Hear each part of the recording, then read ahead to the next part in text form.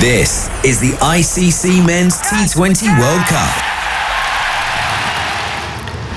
Well, hello and welcome to the Sir Vivian Richards Stadium in Antigua for listeners on Sports Extra. Lovely to have you with us, also around the world with the ICC as well. It is a decisive afternoon in Group B here at the Men's T20 World Cup. England have to beat Namibia here in Antigua if they're to qualify for the Super 8. Even if they win, though, Scotland have the chance to advance if they avoid defeat against Australia in St Lucia later on this evening.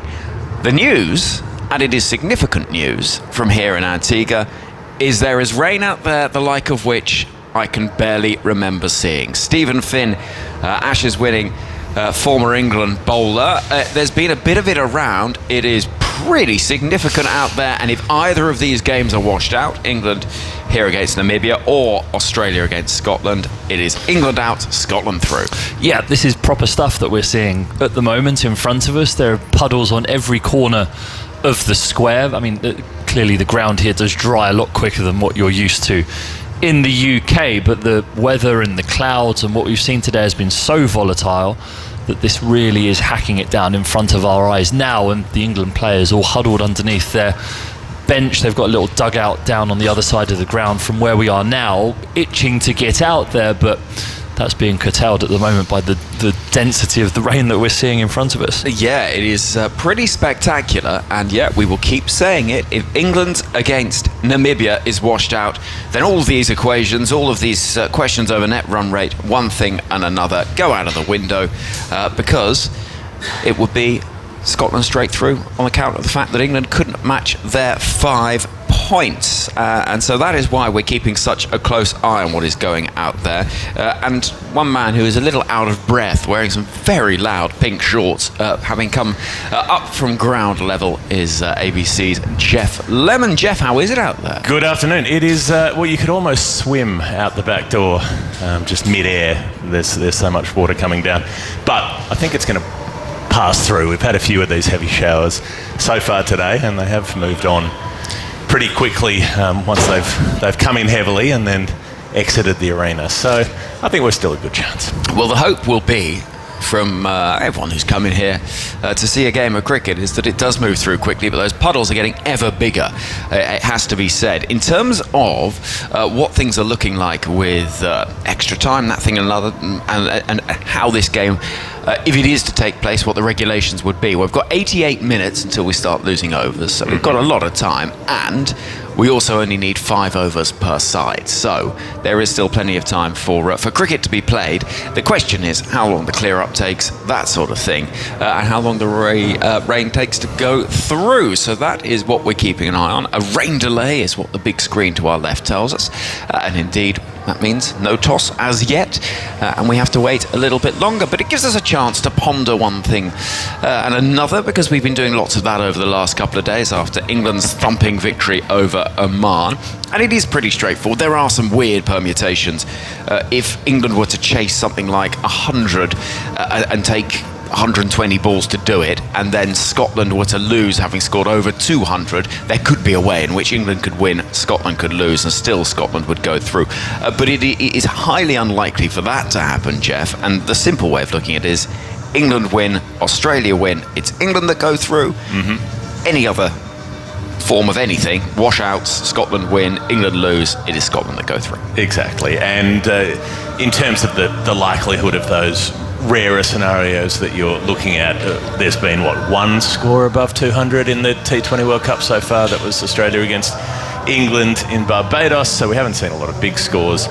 We're unlikely to see that from Scotland in St Lucia, and England chasing a small target. They're not going to take their time to do it. They'll go after it, and if they fall over in the process, that's one thing, but they're not going to be knocking the ball around for 120 deliveries to score 90 or 100. Finney, it feels like the England camp is a much happier place than it was 48 hours ago ahead of that Oman game. The way that they chased down those runs inside of 4 overs, 19 legitimate deliveries it took to reach 48. Phil Salt smacking a couple of sixes off the first 2 balls of the innings. I mean, yeah, this is an England camp that will be in a far better place than they were coming into that game. Yeah, I mean, you gain confidence from flexing your muscles like they did the other day against Oman. Clearly, there'd be sterner challenges ahead of them if they do make it through this group, as if both games are played, we anticipate them doing so. But at any time that you play well against whoever, that little bit of confidence that you need, and they'd been so curtailed in their preparation. The game against Scotland was washed out after 10 overs without England having the opportunity to bat, and then they got hammered by Australia, but that game was lost within the first 5 overs. So yeah, the confidence boost that they'd have got from the other afternoon against Oman, they'll be hoping to carry into this game and then further into the tournament. Umbrellas are being put down. The rain has actually now stopped, which is good news, but overhead, and it's a weird one, this, because every time you think you know where the clouds are going, they seem to swirl round in another direction. It's not like you've got a prevailing wind and you can say, right, the weather's coming from over there, and you know exactly how it's going to play out. It is just going to be a little bit of pot luck, I think, all of this. It's a weird old day. Well, we thought we were tracking it about half an hour ago. The weather in one direction looked pretty good, but that second incredibly heavy rain shower that we've just had now, that came from somewhere else entirely and drenched the place. So yeah, there are some big puddles at the edge of the tarpaulins. They've got a big cover on the central square and then a couple over the boulders run-ups, but it's not just about the pitch itself. We saw that in Florida yesterday as well. Even when the rain had stopped, the outfield was so wet that the umpires deemed it too dangerous to play, so there's always that risk, but there's a very strong incentive to get these games on, even if they are abbreviated contests. Many are saying, why are we playing a World Cup at this time of year in a tropical part of the world where it is the rainy season? We've seen what's happened in Florida and more frustration there. Canada, India abandoned without a ball bowled. We saw the frustration for so many days coming, and that's the problem. We've known that this was going to happen because of the forecast. We've had games washed out in Barbados. England against Scotland was a real shame because it was bubbling up to be a brilliant contest. Scotland had played so well as well. Sure. And you can understand why these questions are asked. Well, they are asked, but there's no good answer to them because the Indian Premier League exists and that dominates the cricket calendar now in a way pretty much from the end of February, really, when players start trending that way through until the start of June. That's what takes up that entire part of the season. So if you're going to have global tournaments, pretty much the windows for them these days are this sort of June, maybe early July sort of window, like for the World Cup in 2019, or the October-November window where they're playing the Women's T20 World Cup this year as well. So they can't have both ICC events running concurrently. The two World Cups did run side by side for a time up until 2016, but that's not the case anymore. So it's really a matter of where else in the calendar can you put something. You have to put it somewhere, and you have to have cricket in this part of the world some of the time. So they're out of luck. There's just too much money to be made through the IPL for it to be moved. Fede?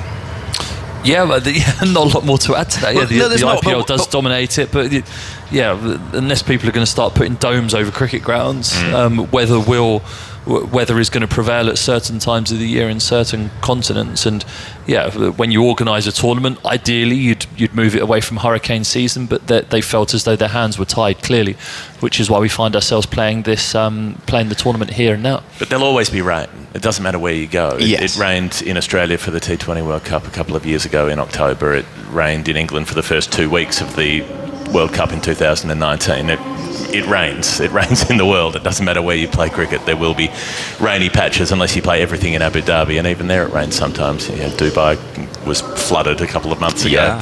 So, and the effect of climate change is a big part of this as well, where you're getting more intense rainy seasons, you're getting more intense hot seasons. It was 50 degrees in Delhi a couple of weeks ago. So we're seeing this in cricket-playing countries around the world. Cricket as a sport is one of the most vulnerable sports to the effects of climate change, and it will be affected. There will be more games washed out. There'll be more games that have to be cancelled because of extreme heat. There will be more areas where it's difficult to get pitches to grow because you're going to have drought and you're going to have floods. We've seen, what was happening with the new road ground in England, what's been happening over the last few years with the constant flooding there. These are all factors. They're all trackable factors, and some people will get angry and say that it doesn't exist, but it clearly does. The data is clearly there, and cricket is one of the most vulnerable sports, and still a sport that isn't reckoning with it at all. And the ICC is still sponsored by the largest oil producer in the world in Aramco. Out in the middle, there is good news in the sense that the umpires are gathering together and emerging almost sort of from hibernation. People all over the ground, fans at the far end from underneath the shelters, and ground staff striding out to the middle. There's no movement in terms of actually removing the covers at the moment, but there is just a little bit of a sense that things might be tracking in the right direction. So we will keep you up to date with that, but we will have a delayed start here because we're not going to get underway in 5 minutes from now. We haven't had a toss. We will bring that to you live as and when it happens. But a reminder, if Namibia against England here at the Sir Vivian Richards Stadium was to be lost to the weather, and no suggestion of that at the moment because there is lots of time that things can be caught up on, we only need 5 overs aside, then if we were to lose this game, then it would be Scotland who would make it through alongside Australia, which would be some achievement, and they've had an excellent tournament thus far. Right then, so the umpires are striding out to the middle. Stephen Finn, it's this sort of moment as a player, you're looking out there and thinking, well, okay, not too far away from putting the spikes on and warming up.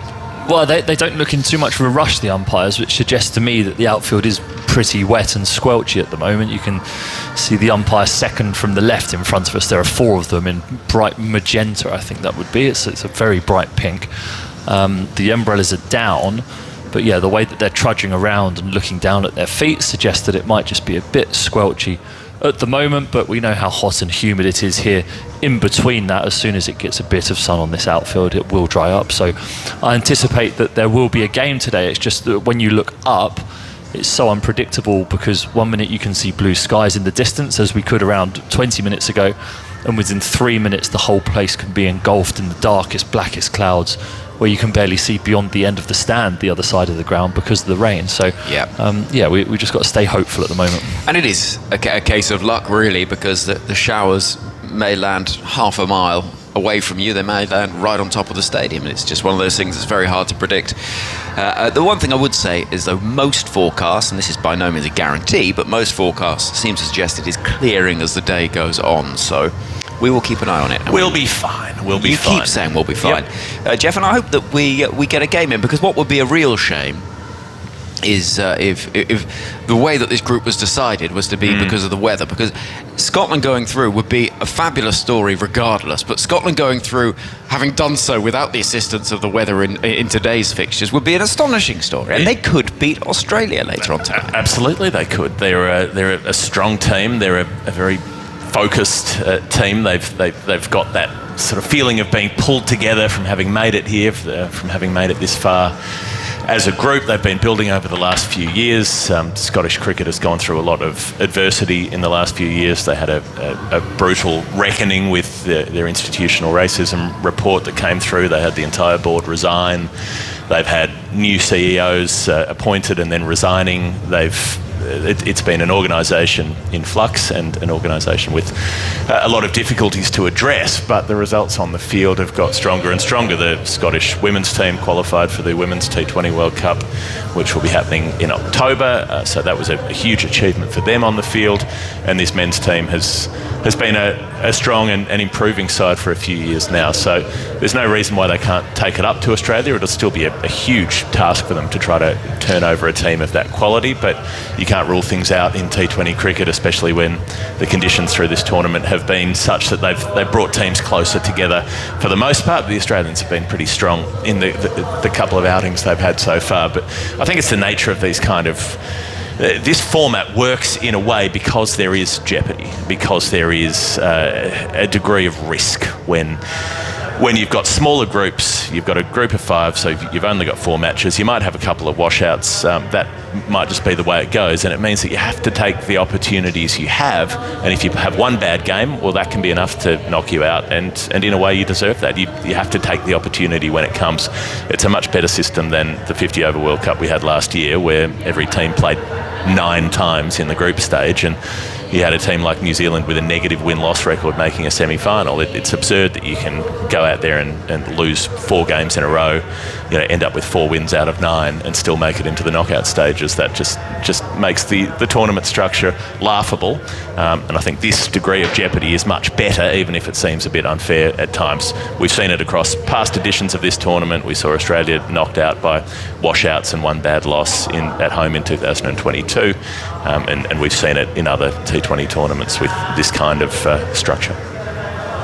Indeed, and sometimes the jeopardy is what makes a tournament interesting, I suppose, and a lot of talk about the format of the 50-over World Cup, Vinny, and it can drag out a little bit, and sometimes it just seems to be going on forever.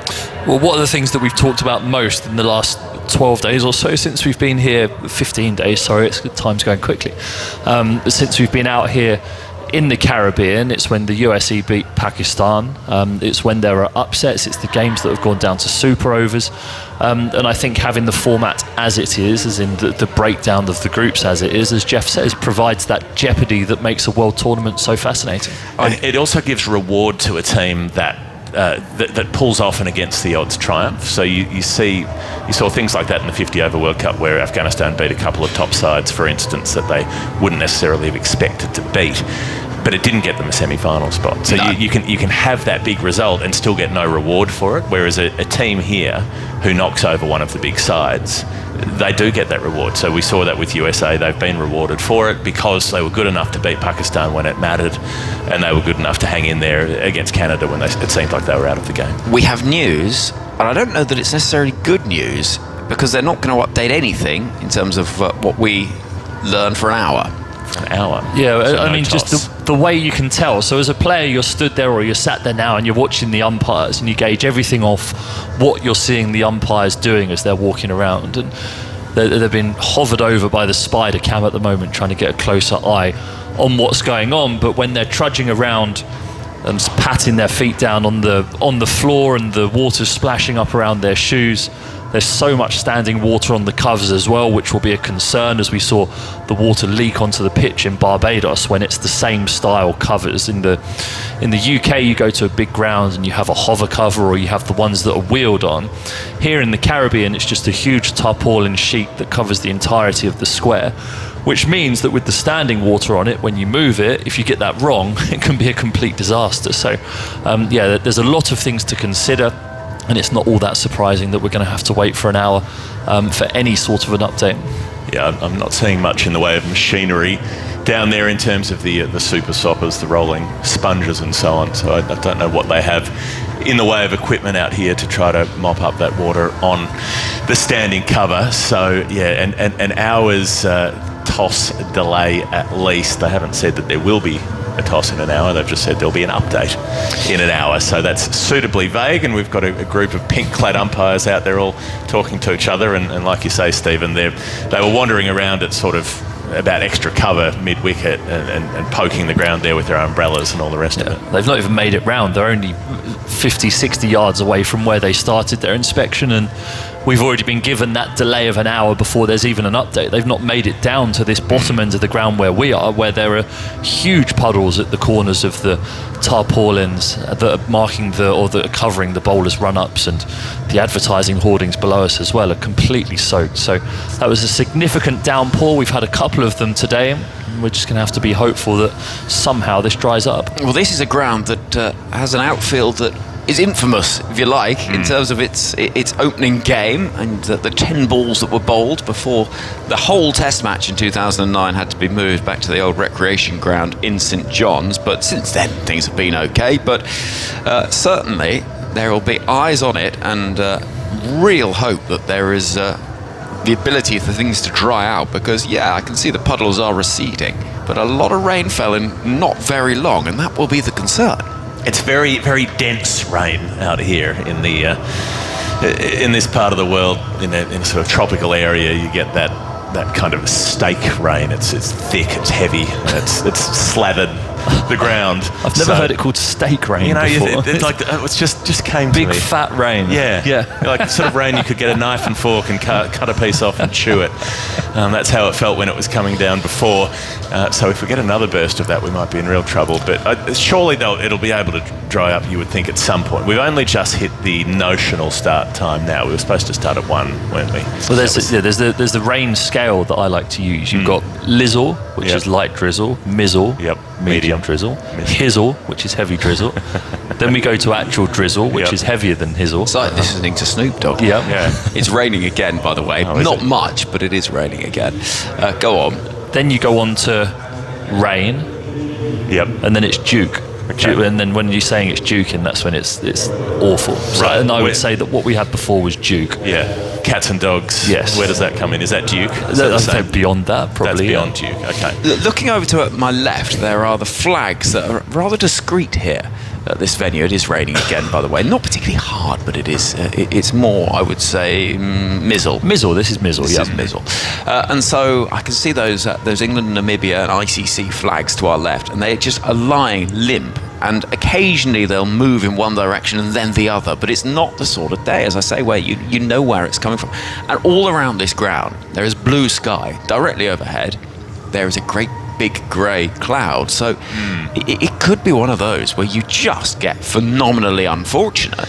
Well, let's play it out. How much time have we got? 88 minutes before you start losing overs. 88 minutes before you start losing overs. But when do they have to get on? That's more the question. Well, that is always the question, to get a 5-over match in. Yeah. So if, in theory, 3.5 hours would be the match from 88 minutes, which 88 minutes would take us to an hour and a half from now. It'd be 2:28 local time would be the 88 minutes. An hour and a half-ish from now. Right, so as long as you're on by sort of 2:30, you haven't lost any overs, then you start losing overs. Yes. And so then it would be, what?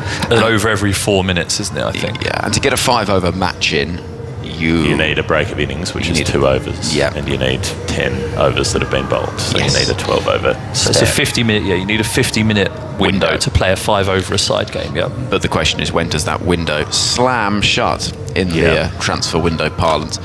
But well, the frustration, isn't it? Because when we saw the game that was rained off between Scotland and England in Barbados, it was awful. The rain just kept coming and kept coming. It actually felt very similar, annoyingly, to what it does today, where you'd seem like it was fine, the groundsman would start taking the covers off, then all of a sudden this big grey cloud would sweep round and come rolling in.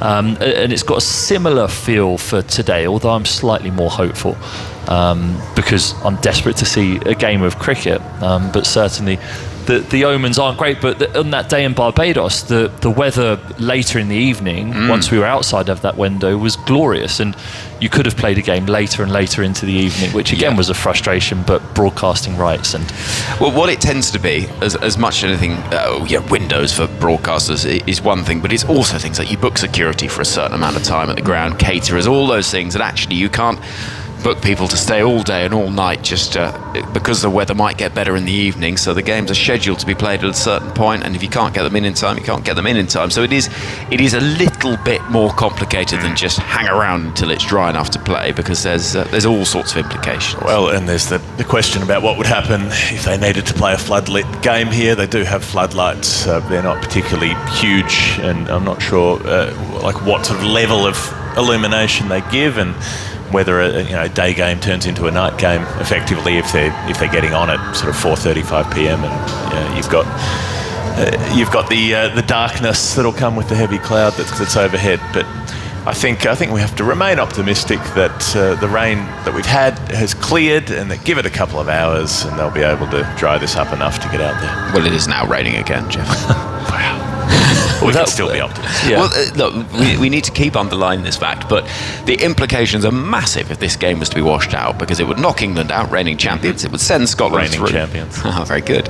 An unintentional joke the other day. It's a bit like I made my favourite unintentional joke the other day when I was chatting to someone, and I said I could never have been a doctor because I don't have the patience. And I didn't even realise. But it was honestly one of the funniest things I think I've ever inadvertently said. Anyway, so it is raining here in Antigua, which is a real frustration for those of us that want to see a game of cricket. I don't think Scotland will be minding this, watching on from St Lucia, and it's one of those days where they'll be doing a rain dance. They will. Bring it on. They will be happy as can be, because if either game here in Antigua or St Lucia, the two matches in Group B today, if either of them are lost to the weather, it is Scotland that goes through ahead of England, because they won't be able to catch their tally of 5 points. If Scotland were to win, I would also see Scotland through. The only circumstance that sends England through is them beating Namibia and Australia beating Scotland, which, if 2 matches were to be played in their entirety with no rain interruptions or anything, you'd expect to happen more often than not. But how's the weather in St Lucia, Henry? I think it's due to be okay. Yeah? Okay. So that's one half of the deal, if you like. But Scotland will be happy as can be with this, and if they can make it through to the Super 8, what a story, what an achievement it would be for this Scottish side, who, let's not forget, and I think this is part of the narrative that is sometimes forgotten from this tournament, they were on top against England, and there is no certainty, had that game reached its conclusion, that England would have chased down the 110 they needed inside of 10 overs. The rain is getting a little bit heavier here, I can tell you. Mizzle now. No, Hizzle. It's Hizzle, yeah. It is Hizzle, I think. The puddles have disappeared, so it's not heavy like it was earlier, but they're not going to go out and start clearing up in this, certainly. And spectators, I would suggest not the sort of drizzle, mizzle, whatever you like, where you could sit out in it without an umbrella. It is heavy enough. There are some very hardy sorts, though, particularly at county cricket grounds, that I've had the pleasure of meeting on various travels around England in various cricketing summers over the years. There are some who will just stay in their seats almost regardless. Even if New Road were underwater, they'd be sitting there with the water up to their chests. Or snorkel. Yeah, wearing their anorak and their, maybe the brolly up. But they don't mind sitting out in the rain. There are a few down the far end of the ground who are sitting out there. At least it's warm. Yes. It's never so bad when it's raining on you, as long as the air is warm. You don't feel chilled to the bone. I think Joss Butler would be saying at the moment, regardless of whether it's warm or not, it's not what he wants to be seeing. No, and it's so frustrating. As a player in this scenario, you've built yourself up all morning at the hotel. You'd have had your team meeting and your analysis meeting, and you'd be ready. The guys were out there warming up, the stumps were out in the middle, all the bowlers, Jofra Archer, everyone were all having their bowl throughs, and then just before we anticipate there being a toss, the covers get hauled on. And it's that the mentality and how hard it is for you to switch on and off when you're being pulled to and fro in a situation like this is really tricky as well. And Namibia, that will suit Namibia, because any lapses in concentration by either of the teams will be latched upon. The other factor here that's worth thinking about is that if they do get on for a shortened game, the shorter the game, the higher the run rates are likely to be. So Namibia is much more likely to score quickly against England in a 5-over game or a 10-over game, and those would be the run rates that would be put into the calculations for the net run rate. Yep. So if Namibia are batting 20 overs against England, they're probably not scoring at 15 and over, but if they're facing 5 overs against England, they'll be trying to score at that kind of rate, which could affect the calculations as they go. England need to come through this with a decent gap on net run rate just to make sure that they're okay when they come up against Scotland on that measure, but they've got the possibility of losing more paint than they can afford to if they're playing a short thrash rather than a full innings. One thing I would say, which I think Joss Butler in England could feel understandably aggrieved about just by virtue of bad luck, probably in all of the time we've been here, there have been 2 days like this across Barbados and Antigua, and those 2 days have fallen on days when England have been playing cricket matches. Yep, Mother Nature's having her say, isn't it? And you can just be desperately unlucky sometimes in cricket, and England inside that dressing room, if this were to get washed out, would be cursing their bad luck. Right, we will have an update. Don't know what it'll be, it has to be said, in about 45 minutes from now. That is the next time that we will hear from the umpires. At the moment, it's light drizzle, it's drizzle at the moment, and there's no sense that anything overly heavy is about to arrive, but you just never know. It's very hard to say and very hard to predict, but no movement from the ground staff, and certainly those big white sheets out there are remaining in place. Actually, it has just got a little bit heavier. There we go. So we will wait and see, and hope to bring you some good news from here at the Sir Vivian Richards Stadium shortly. Will we see a game here in Antigua? I just went for a walk. They were taking the covers off, and it is now absolutely chucking it down once again. Matt Henry from the BBC Sport website is alongside me and former England bowler Stephen Finn. The good news is, when I was on the outfield, it actually felt reasonably dry. It wasn't too bad, didn't feel too squelchy. But if you look behind this stand here, if you see the sort of, I suppose, the overall panorama, over to our right shoulder, it is grey and as heavy a rain as you can wish. You can see it is that stake rain, as you spoke about. And then over our left shoulder, blue skies and absolutely lovely. And so there is just such uncertainty as to what is going to arrive, how heavy it's going to be, how long it's going to last, because the wind just can't seem to make up its mind where it's going. I mean, this game is unquestionably in jeopardy. Absolutely, yeah, and more the fact that you can be sat here, and I've actually not been out in the last 10 minutes or so to look out the back of the stand that we're sat in, but in front of us it's just so volatile. It changes within a minute, from looking as though it might brighten up and the groundsmen are thinking of taking the covers off, to then all of a sudden the entire sky being closed in and grey, and it absolutely hacking down. So impossible for us to tell, impossible for the groundsmen to tell when it's going to clear up. I think we just have to sit and pray that we find a window in order to play that game. 50 minutes, wasn't it? I think we calculated is what we need to play a 5-over a side game. We just have to pray that we can find that time at some stage within the allocated parameters.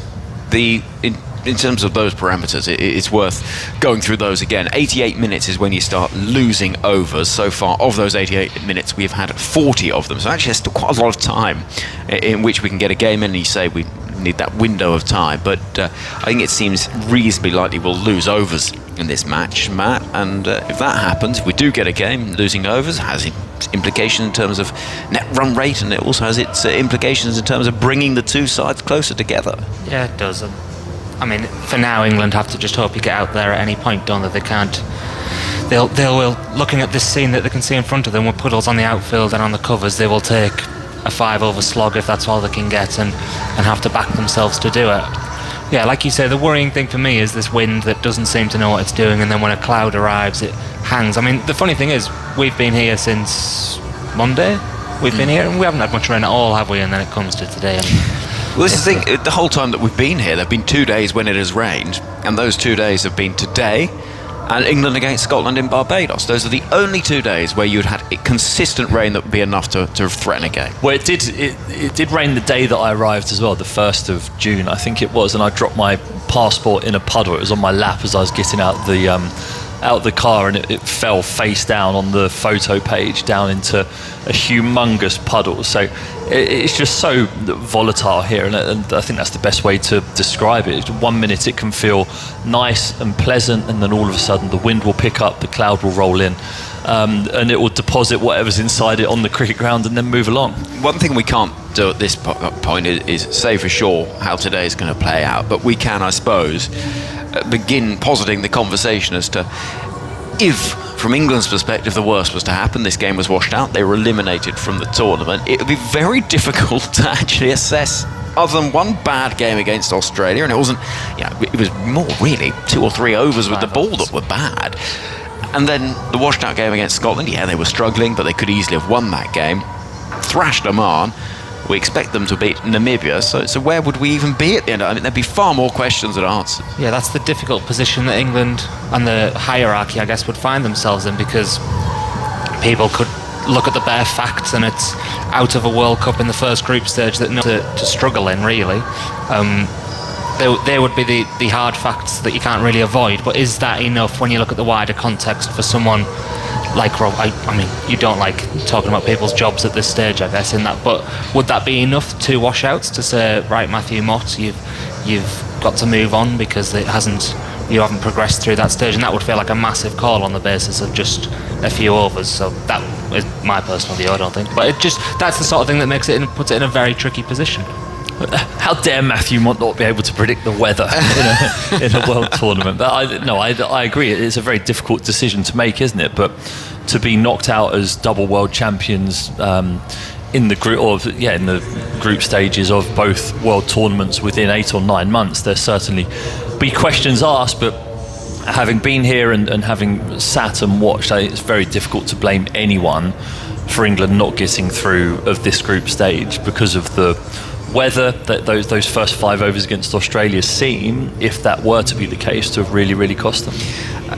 We are playing things forward massively because there's a lot of time in which this game could yet happen. It's just the fact that there has been such frustration and such sort of consistent showers over the last hour or so, and we are starting to wonder, is this going to drift away? I mean, the forecasts weren't predicting this, but overhead it's not quite that scene from Independence Day with a huge spaceship going over Manhattan, but it is a bit like that, and we haven't got any rain falling at the moment, or if we do, it's very light, but it sort of seems to just go up and down in intensity almost by the second. So we will wait and see, and we will hope that the clouds do drift away.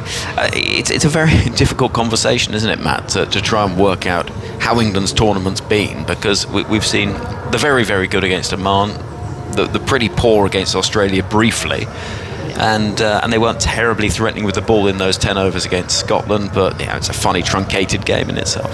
Yeah, definitely. And the background to it all is obviously, as Finney mentioned, the difficulties that they had in India last year. That's why we are having these conversations. If that had not happened, we would all just be saying exactly what we said a minute ago. It's rained, they've been unlucky, what else can you do? But it's because of that, the prevailing narrative coming from last year being that Mott and by association, I guess, Joss Butler, who'd be an even more difficult person to replace looking at the captaincy alternatives.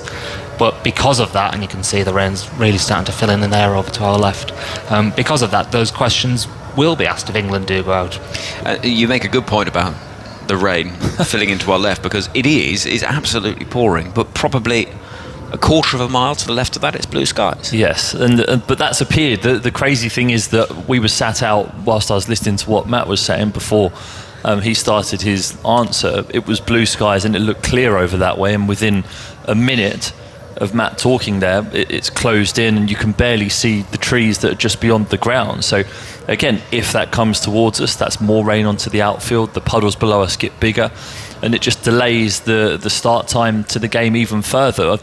Jeff made a good point before as well, that I can't see any super soppers, because usually when we were in Barbados, even for that Scotland game that was washed out for rain, in these breaks in between the showers, they're out there with the super sopper, which is a giant sponge on wheels basically that soaks up all the water and then it spits it out of its flute like a fountain, like a fountain outside the playing area, and then they wheel round and keep mopping water up. But there's nothing of the sort here, and the water is just going to sit on the outfield until it dries naturally, which again, without that artificial help, elongates the time that it takes to get this ground ready. So if I was England here, I would be very, very, very concerned with the picture that is developing behind the pavilion now that we look at. Which is suddenly looking like it's where the weather's coming from, and it wasn't coming from there a short time ago. And I guess we have to wait and see what operation does happen as and when a clear up can happen. This is bad now. Okay, yeah, this is a problem. This is a problem because you can hear it on our effects microphones, and it is falling. I'll just boost that a little bit. That's the hardest of the day. That really is the hardest rain of the day. And within me answering the question that you asked me there, Henry, the entirety of the picture in front of us out of our commentary box has turned to complete grey, and now we can't see anything in front of us beyond about 150 metres outside of the ground. It's been completely engulfed by some of the heaviest rain that we've seen on this trip. This is a dire situation for England, unfortunately. It is, and it is filled in. You can't see the hills in the distance. You can't really make out those trees either. But other thing to point out is we have time. If they wanted a 5 over thrash, if they needed to get a game in, 4:46 local time is when they would need to start that. That is 3 hours from now. So a lot can change in 3 hours weather-wise. What can't necessarily change is how quickly they can clear it up, because that will be a finite amount of time depending on how much water falls. And even if it stops, even if they get clarity, it is going to take time to clear up this, and it is hammering it down. Yeah, without and I think also we made the point before that it's just tarpaulin that's on the square. There's no covers, as you would think if you're in an English cricket ground now. You would have a hover cover or a cover on wheels covering the actual wicket. That water would run off the side and away off the square through the pipes that come off that cover, whereas now all the water is just sat on top of the covers, on top of the tarpaulin, which is only one thin layer of plastic apart from the wicket. So yeah, and without that artificial help, and I find it baffling actually that there were super stoppers in Barbados but not here in Antigua, whether the ICC could have provided them or something. Well, I'm afraid that if that is the case, and we don't know because they might just be tucked away somewhere, but if that's the case, I think you can make a pretty strong argument that each ground needs to have a minimum provision in terms of clear up. Yeah, absolutely, because there's no doubt that those super soppers, the standing water now that within the last 2 minutes has got really bad. It's like a lake at the bottom of the ground now, down in front of us. Those super soppers do get rid of that water very quickly, but without that, unless the teams are going to take all of their towels from the dressing room and mop it up manually, that water's going to be going nowhere. You can barely see the far end of this ground. And our window isn't the cleanest, but that's not the point. It is We'll clean after this. It certainly will. So I can see pictures on our monitors of Freddie Flintoff conversation with Reece Topley, and they're smiling, but they won't be if this continues. And actually we can't see through the windows because there's so much water on the windows now that actually it's just a blurred picture, and all we know is what we can hear from the effects microphones, which is not good from England's point of view, because the rain is falling as hard as we've seen at any point during this trip. You can barely see the far end of the ground. The fact that it says next update at 2 p.m. local time, which is 10 minutes from now, seems optimistic. There's that blue sky on the screen. And there's our screen here. Behind us, it's blue sky. Yeah. I don't know where that is. It now feels like we're in a car. Do you know when you go through a car wash and your windscreen's just getting soaked and you can't see out the window? That is basically what this feels like. You're just waiting for those rollers to come over the top of the thing, and you're scared it's going to take your windscreen wipers off. It's extraordinary. Yeah. It is absolutely hammering it down, and the wind is blowing. I mean, that's good news in this. Well, actually, I'll tell you, there's another bit of good news here, and I think that I can say that with a bit of confidence, and that is that where it's coming from, I think is clearing up a little bit. I think so, yeah. But I mean, a lot of water, and it hasn't stopped, and doesn't look like stopping for the 10 minutes that it's going to take until that blue sky we can now see over there to the left gets here.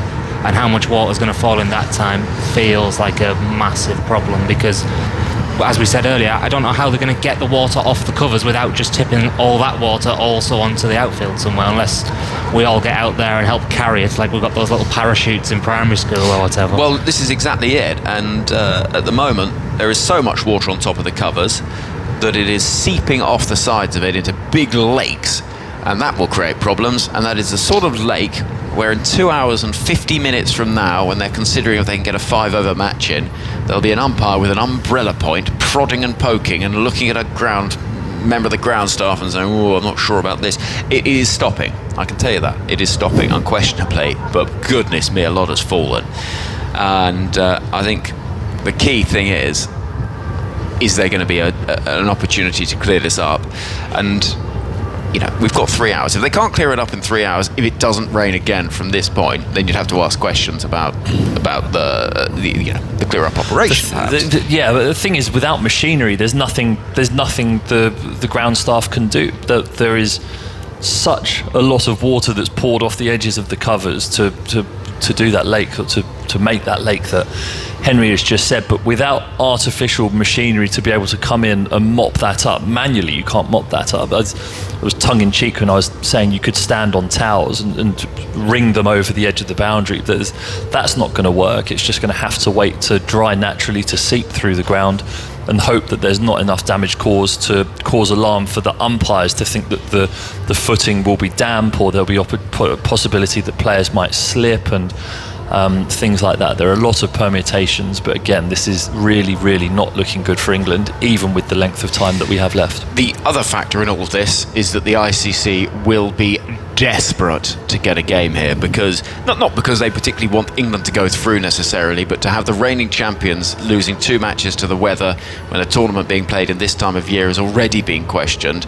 It is problematic for them, because those questions get louder, Matt. Yeah, and we've already had the India-Canada game today rained off, the game yesterday as well between Pakistan and Ireland rained off in Florida. So yeah, it's the discussion you had earlier, wasn't it, about the impact of the IPL and climate change and all that sort of thing, and the decision, why the decision is made to play this tournament at this time of the year. And there are multiple very obvious reasons of why it shouldn't be played. Well, maybe not multiple, there's one very obvious reason, it's the rainy season, but maybe they're left with nothing they can do given the power of the IPL and other things. But yeah, the ICC will be desperate too, England will be desperate too. Namibia, ultimately they're out of the tournament, but they would probably enjoy a game of cricket against England. I don't see why not, but they're not going to be as keen to risk, their bowlers aren't going to be as keen to run in on a damp outfield as England's would be, and that leads to the issues that they will want Jofra Archer to be running in on a slippy surface, because if not, the World Cup's over. But with a few people will be wincing as he does, I think.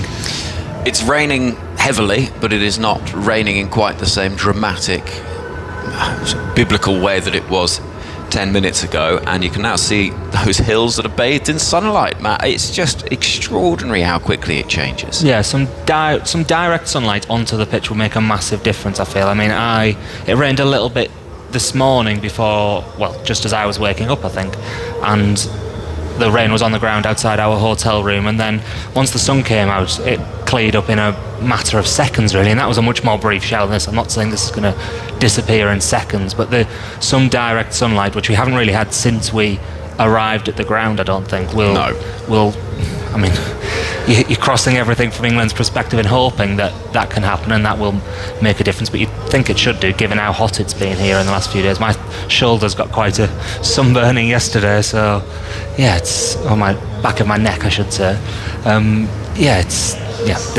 They just need some sun and need this rain to stop, and then it's fingers crossed. They need a good bit of luck as well, because they've got to hope that, they've been hit by 2 nasty showers now, and showers doesn't necessarily even begin to cover the amount of rain, but it's not been prolonged rainfall, it's just the amount. But it is still raining at the moment. Those England flags that are hanging out on the edge of the grass seating area over to our left look rather limp, and they're absolutely sodden. There's a Wolves flag I can see out there that looks particularly sad. And the rain continues to fall because the clouds aren't moving quickly, but where it has come from, it is blue sky. It is. It is, but because it's so swirly, the flags, always an indication of where the weather might be coming from is the flags have now turned and they're waving relatively briskly in the wind from west to east, and if that's the case, then we look to our right and you can't see the hills away to the right hand side of the ground. So yeah, it's so volatile, so unpredictable, and no good for England. No good for England. It's a massive problem. If the game's washed out, they are out of the tournament. We still have 2 hours and 45 minutes or so of time in which they can clear this up. It's a long time. It's almost as much time as it takes to play a T20 international. The question is the amount of rain that has fallen, if there is going to be any opportunity to clear it up quickly, if there's going to be a clear break in the weather is the other point. Scotland in St Lucia will be very happy watching this, and if Scotland make it through, it'll be thanks to doing their bit, playing the conditions, and credit to them as well, because they've been so impressive in every aspect, I think, both on the field and off it in this tournament. And it'd be a wonderful story for them to make it to the Super 8s. For England, well, I dread to think what question I asked Joss Butler if it does go the way of the weather this game. It will not be a happy England skipper. The rain continues to fall here in Antigua, Matt. Yeah, I wonder, is that 3 Namibia players out there in the distance just having a look? But I think they've been there a little while, and most, I think there's a few England players still under the safety of the dugout, but most are up in the dressing room. So, I mean, it's an obvious thing to say again that there's little prospect of play while there's a lake down there in front of us, but the players are away and, I don't know what, playing cards in this situation or something, Finney, just doing anything to keep themselves entertained and to pass the time, I guess. Well, you're not allowed your phones, so the second you get off the bus and come into the ground, there's someone waiting with a big box to put phones, iPads, other communication devices in, so you've got no contact really outside of the dressing room, for obvious reasons, for anti-corruption reasons. So you actually have to talk to your teammates, which can be tough around certain people to hold a complete conversation. But there's always cards, there's people playing indoor cricket, there's a football around, so there'll be people doing keepy-uppies, there'll be a lot of nervous energy in that dressing room as well. And it's not because the guys don't care if you see them messing around, it's because you've got to try and occupy your mind so that you don't become consumed by the fact that your World Cup could be being washed away right in front of your eyes when it felt as though you'd turned a corner in that previous game against Oman. Yeah, indeed. And as Susan says on social media, #BBC Cricket, if this match is abandoned, the unjustified, in my opinion, criticism that will come England's way from losing one match to Australia, who are above them in the T20 international rankings, that criticism would be unfair, which we haven't got to that point yet. Susan hasn't read what we've written yet. Come on, Susan. Yeah. Well, I think it's fair to say there will be criticism. It may not necessarily be in the form of the written word from you, Matt Henry, but it might come from a fairly noisy and passionate support base who want to see England do well and would have expected them to have done better than they did against Australia. Right then, the rain has, if not stopped, almost stopped, I would say. It is not far from having stopped. I'm feeling optimistic. And as I see pictures over to my right, there are some huge puddles being shown on our monitors. And so, it's going to be one of those days where England have got to hope. And we've got to hope that we see a game of cricket. And at this stage, very hard to say what the state of play will be. We were expecting to bring you an update now in terms of this game. We can't do that because there is no update because it's rained again. So we have to wait for the next little window of information from the ICC to tell us exactly when they're next going to have a look at things. What I think will be a guide is when the rain stops, is quite how quickly and eagerly the ground staff get to work, because they tend to be as good a judges as anyone in terms of the forecast.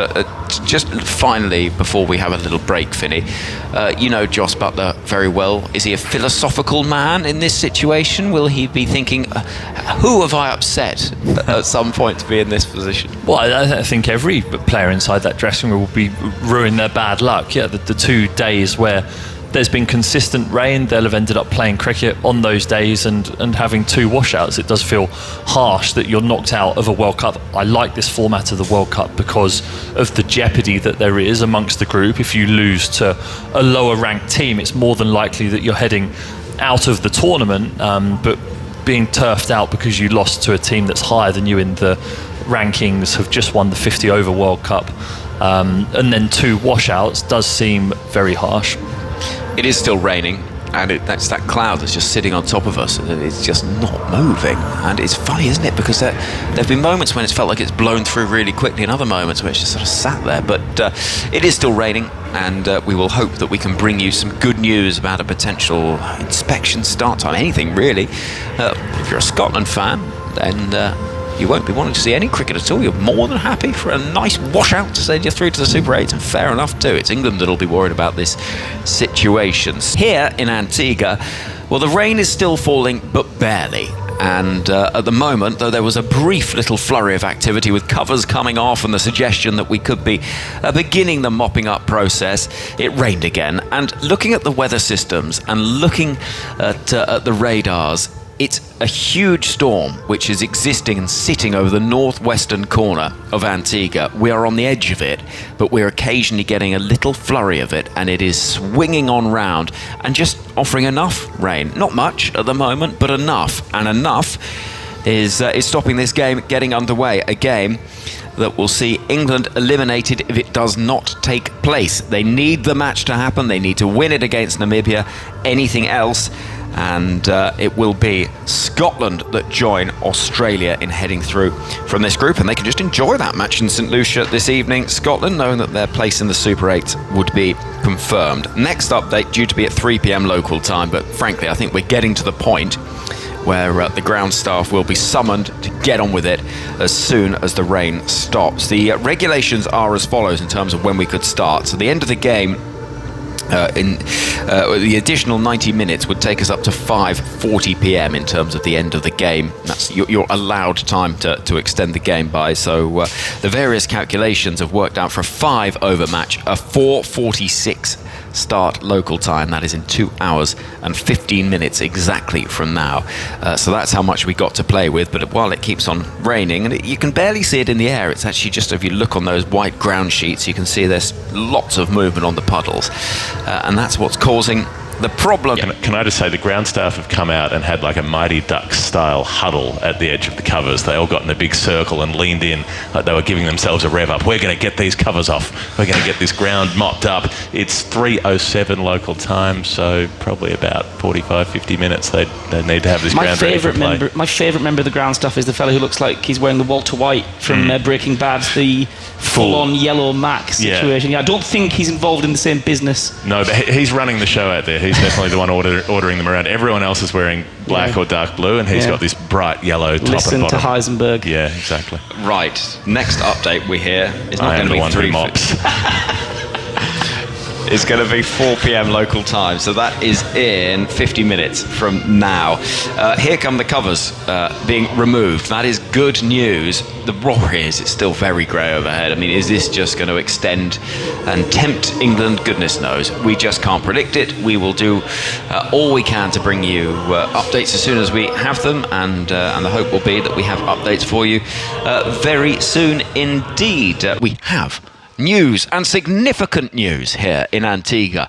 We've got a start time, and that start time is 24 minutes from now, 11 overs aside, England against Namibia, which has to happen if England want to qualify for the Super 8. Scotland were willing those rain clouds to keep on depositing all of that water here on the Sir Vivian Richards Stadium, but England might just get their opportunity to play this match. The toss should take place in 4 minutes from now. Stephen Finn and Jeff Lemon alongside me. Finny, it wasn't just me, was it, that had given up hope of a game today?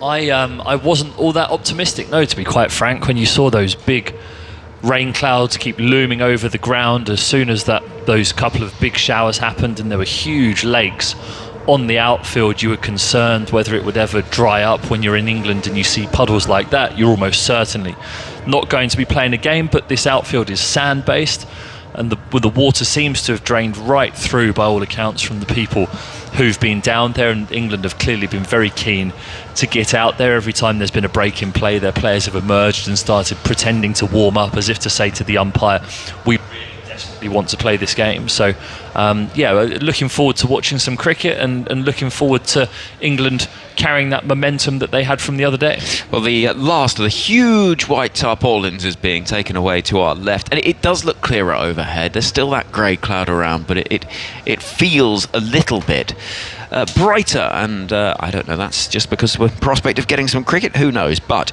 I did enjoy this message I received on social media when I said it's very hard to see what's going to happen if I took a picture of a cloud and said, if it comes this way, we're in trouble. And someone replied, well, we'll just use a radar to track it. It's not difficult. It has been difficult today, because it has been swirling all over the place, Jeff, and it's been such a complicated day. Well, there's been no read on it, and we've had periods, we've got flags down there that have been very still for a lot of the day. They're currently blowing off towards the east, but at times the cloud has then been moving. It still is moving to the west. So what we're getting at ground level is different to what we're getting a few hundred metres up, or wherever that cloud cover is. Matt Henry's also noticed that Jofra Archer is not warming up and hasn't warmed up. So, I don't know what that means, but it means he's not playing. But I don't know what it means wider terms. Or he doesn't need to warm up because he's only going to bowl 2 overs. Well, there is also that. We will go through all of the regulations for this 11-over-a-side match that will get underway in 22 minutes from now, provided there's no more rain. And here is my gripe that gets me every single time on days like this. Why, oh why, when the rain has been falling consistently and intermittently... Inconsistently. Well, do you not just play a 5-over match, get the contest done, because you undermine a competition if the contest can't happen. And instead of having one team potentially batting 11 overs and then the game being done, get the contest done. We've seen plenty of one-day internationals where one team bats for 45 overs and then the whole thing is called off because they can't get any play for the second innings. So if you do have your shortest possible version, then that is an incentive to try to get an official result in the book. But I think a 5-over result it's a very unsatisfactory result. I mean, not as unsatisfactory as one team batting 10 overs and the other team not batting at all. Yes, potentially, but it's in the realm of the penalty shootout. You know, it's a way that has to be used to decide something, but it's suboptimal as a way to decide it. But you are at least deciding it. Yes. That is the point. Finney, you've got a wry smile next to me from the player's point of view. It just doesn't feel like cricket. If you do that, it doesn't seem particularly fair. Trying to... Forgive me, here comes the toss. We may or may not hear it from Mel Jones. We're not going to hear it, so we'll just talk away and we'll bring you the news of it. But yeah, go on, sorry. No, it just doesn't seem fair. I don't think you can ever make decisions in a cricket match unless in extreme circumstances based on weather. It'd be disappointing to see a game curtailed when maybe it didn't necessarily have to be. Right, Gerhard Erasmus has won the toss. I imagine he's having a bowl first. I'd be amazed if he wasn't. You would think so. You would think he wouldn't want to give England the opportunity to chase, and yes, they will be taking the ball and they'll be giving themselves a target. So that's suboptimal for England for net run rate boost, but they don't really need to boost it much. The other point I would make in terms of frustrations and gripes at these sort of things, if we just had a note saying the anthems will be at 53 past. Do we need them? At this point? Well, you know, I know that there is a certain ceremony that has to take place, but you do wonder whether it is entirely necessary. Right then, the two teams, well, England, I can confirm, do have, let me have a look, Jofra Archer in the team. Okay. So we placed. So England need to warm up? Doesn't need to warm up, but Sam Curran has also come into the side, which is one interesting change for this England lineup. With Jordan back. With Jordan back and dropping out of it. Topley stays. Oh, hold on a minute, is that right? Hold on, that's changed now. It's just flicked round on our screen, forgive me. Because no Jacks by the looks of it. No Jacks is the change, I think. But hold on, having said that, we've got two different versions of the team sheet here, so it is a little bit complicated. I'm going to go with the official team sheet that has just arrived, as opposed to the one that's being shown on the big screen, and that currently has Phil Salt, Joss Buttler, Will Jacks in the side, Johnny Bairstow, Harry Brook, Moeen Ali, Liam Livingstone, Jofra Archer, Adil Rashid, Mark Wood, Reece Topley. That's unchanged. Unchanged. So there you go. After all of that, we did a little bit of a dance. It still says on the big screen that Sam Curran's playing. He is playing. And Chris Jordan's playing. Hold on a minute. Not according to the thing that we've just been sent. This is good. It's good to have these arguments live on air. It makes for great radio. Well, this is entirely confusing because there's no Jacks according to the TV screen in front of me. Yeah. This is utterly no Jacks. Utterly bewildering. And I tell you what it is they've sent us through the team sheets from the last game in the official group, and that's why. I was wondering why Akib Ilyas is playing. He's turning out. You're going to have Namibia. to forgive me. We've got this horribly wrong, but here we go. Here is the England team. Salt, Buttler, Bairstow, Brook, Moeen, Livingston, Curran. So Jacks is out. Jordan is back in. Archer plays. Adil Rashid, Reece Topley. So no Mark Wood in the England lineup. No Will Jacks. In come Curran and Jordan. There we go. We got there in the end. Okay. So would this be a specific change because it's a shortened game, or would these have been changes they were looking to make anyway to give Curran a match and to give Mark Wood a rest? I think maybe they'd have considered leaving Jacks out. He's not really found his rhythm, has he, in this tournament, in the innings that he's played. It's been a very small sample size, but you have to make pretty ruthless decisions if you want to progress through a tournament at this stage, and I'd imagine that it might also be something to do with it being a shortened game. Chris Jordan's death bowling they may see as an important component of defending or restricting when they need to in such a shortened game. So, and Sam Curran will give them that extra bowling option, another left armour. So they've got Topley and Curran. They've gone from no lefties to 2. Yeah, and Sam Curran was batting up the order in the IPL, wasn't he, as well? So quite effectively too. Very effectively. So I think that with the shortened boundary and the wind actually not blowing from that side of the ground today, so that shortened boundary will have even more of an impact on this game, and I think England would have wanted that left-handed option through the middle order. The Namibia lineup, by the way: Nicholas Darwin at the top of the order, Michael van Lingen, Jan Freiling, JP Kutzer, Gerard Erasmus, JJ Smit, David Visa, Zane Green, Ruben Trumpelman, Bernard Schultz and Jack Brassel. So the youngster keeps his place. I make that just the one change from that Namibian lineup, but we will confirm that in just a moment. The players have headed off the field, not because it's raining, but because they're getting ready to play. 11 overs aside in 15 minutes from now, and those bars and barbecues to our left, which would have been thinking, oh, we're going to have to pack up early, all this stock that we're not going to sell. Well, they would have been busy over the last few hours, and they're about to get even busier if we get this game. Well, they might get busier if they get an England win as well, because I'm tipping there's a reasonable amount of travellers amongst the crowd here today. So what do you do, Stephen? What do you, if you're England, you're batting first? Is it throw caution to the wind and just go absolutely crazy with it, yes, or do they have to be a little more tempered, given it's 11 overs, not 5? Yeah, I don't think so. I think it's going to be hell for leather right from the very beginning. I just think that it's the way that this team plays, and I think if they were to be dumped out of a world tournament in the group stage, they'd want to go down swinging and on their own terms, as opposed to being a bit timid as we saw them in the 50 over World Cup before Christmas. So I anticipate seeing a continuation from the carnage that we saw for 19 deliveries the other day against Oman. Yeah, would feel that way, and this England side will feel that they've been given a reprieve here. If this game happens and concludes, and if they can win it, it'll feel like the ultimate reprieve. And given where we were an hour ago, I just didn't see how we were going to get a game of cricket in. Well, it looks quite pleasant out there now. That blue sky that we had sort of over to the south, we had some blue sky for most of the day. Then a huge amount of rain came in from there in about half an hour, and now it's cleared up again. But that blue sky has just shifted more towards us, so we've got some actual clear-ish sky. There's still a lot of cloud around, but patches of blue poking through, and that's more or less above us. So the light is not too bad. The light towers are on. It's wearing deeper into the afternoon, but we'll at least start the game in relative daylight.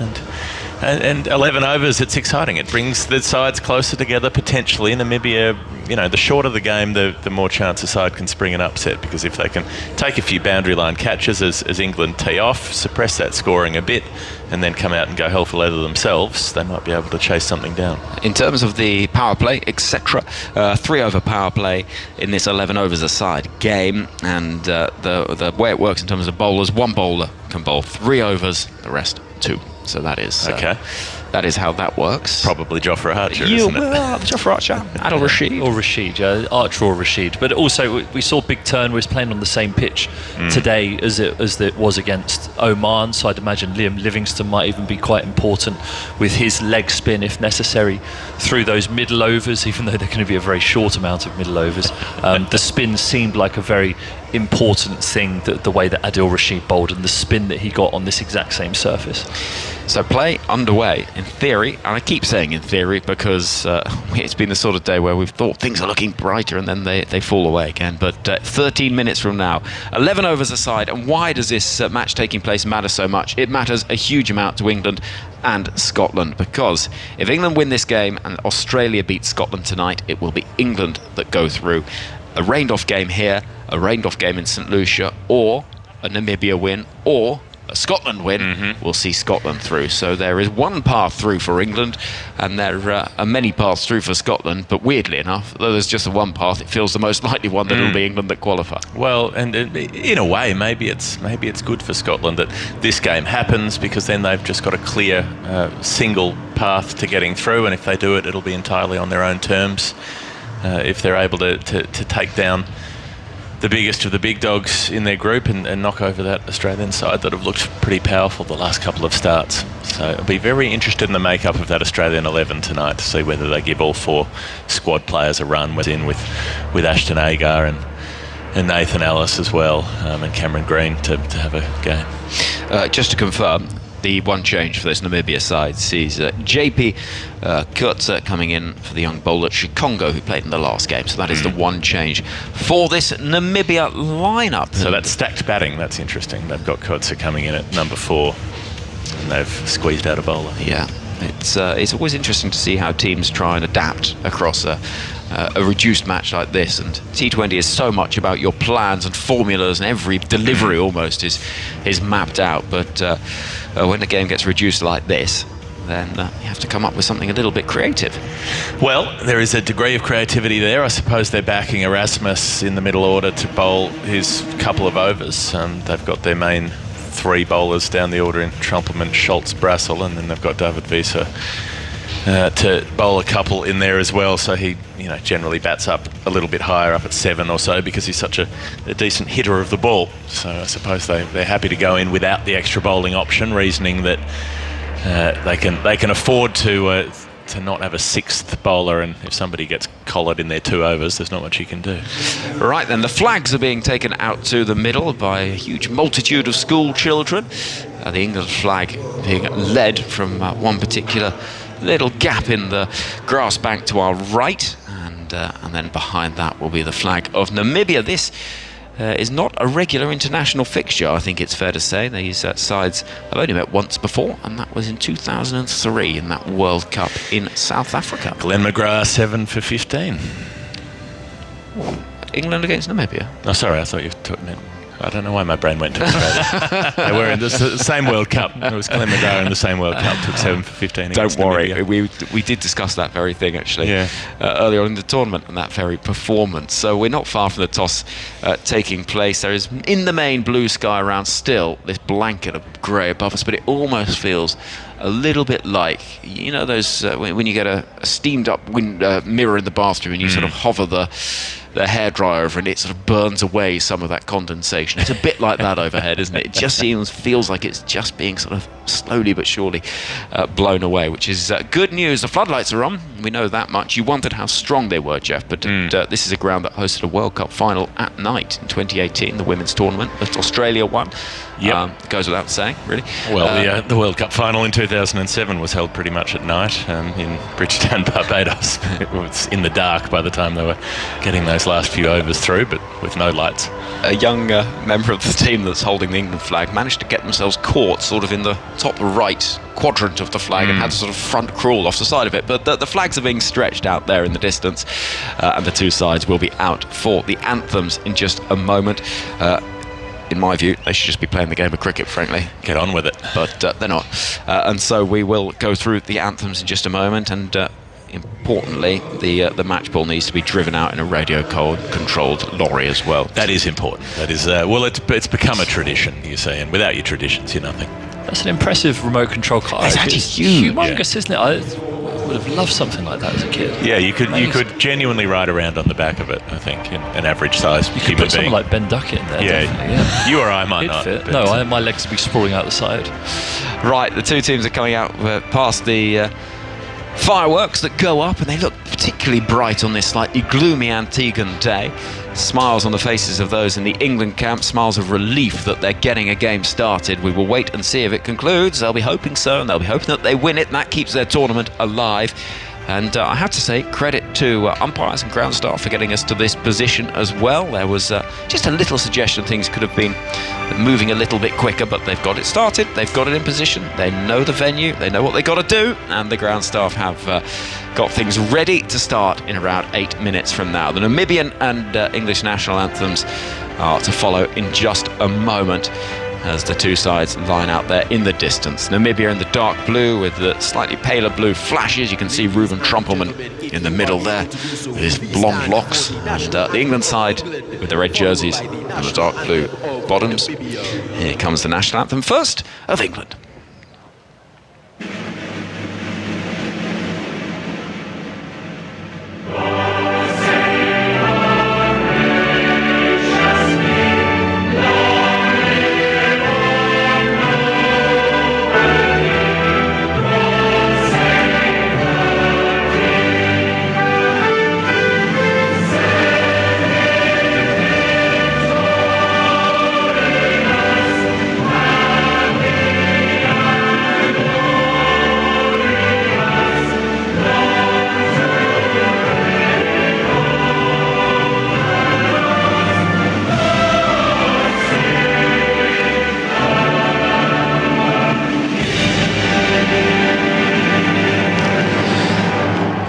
fan was really belting it out in the crowd there, very passionately. And here comes the national anthem of Namibia.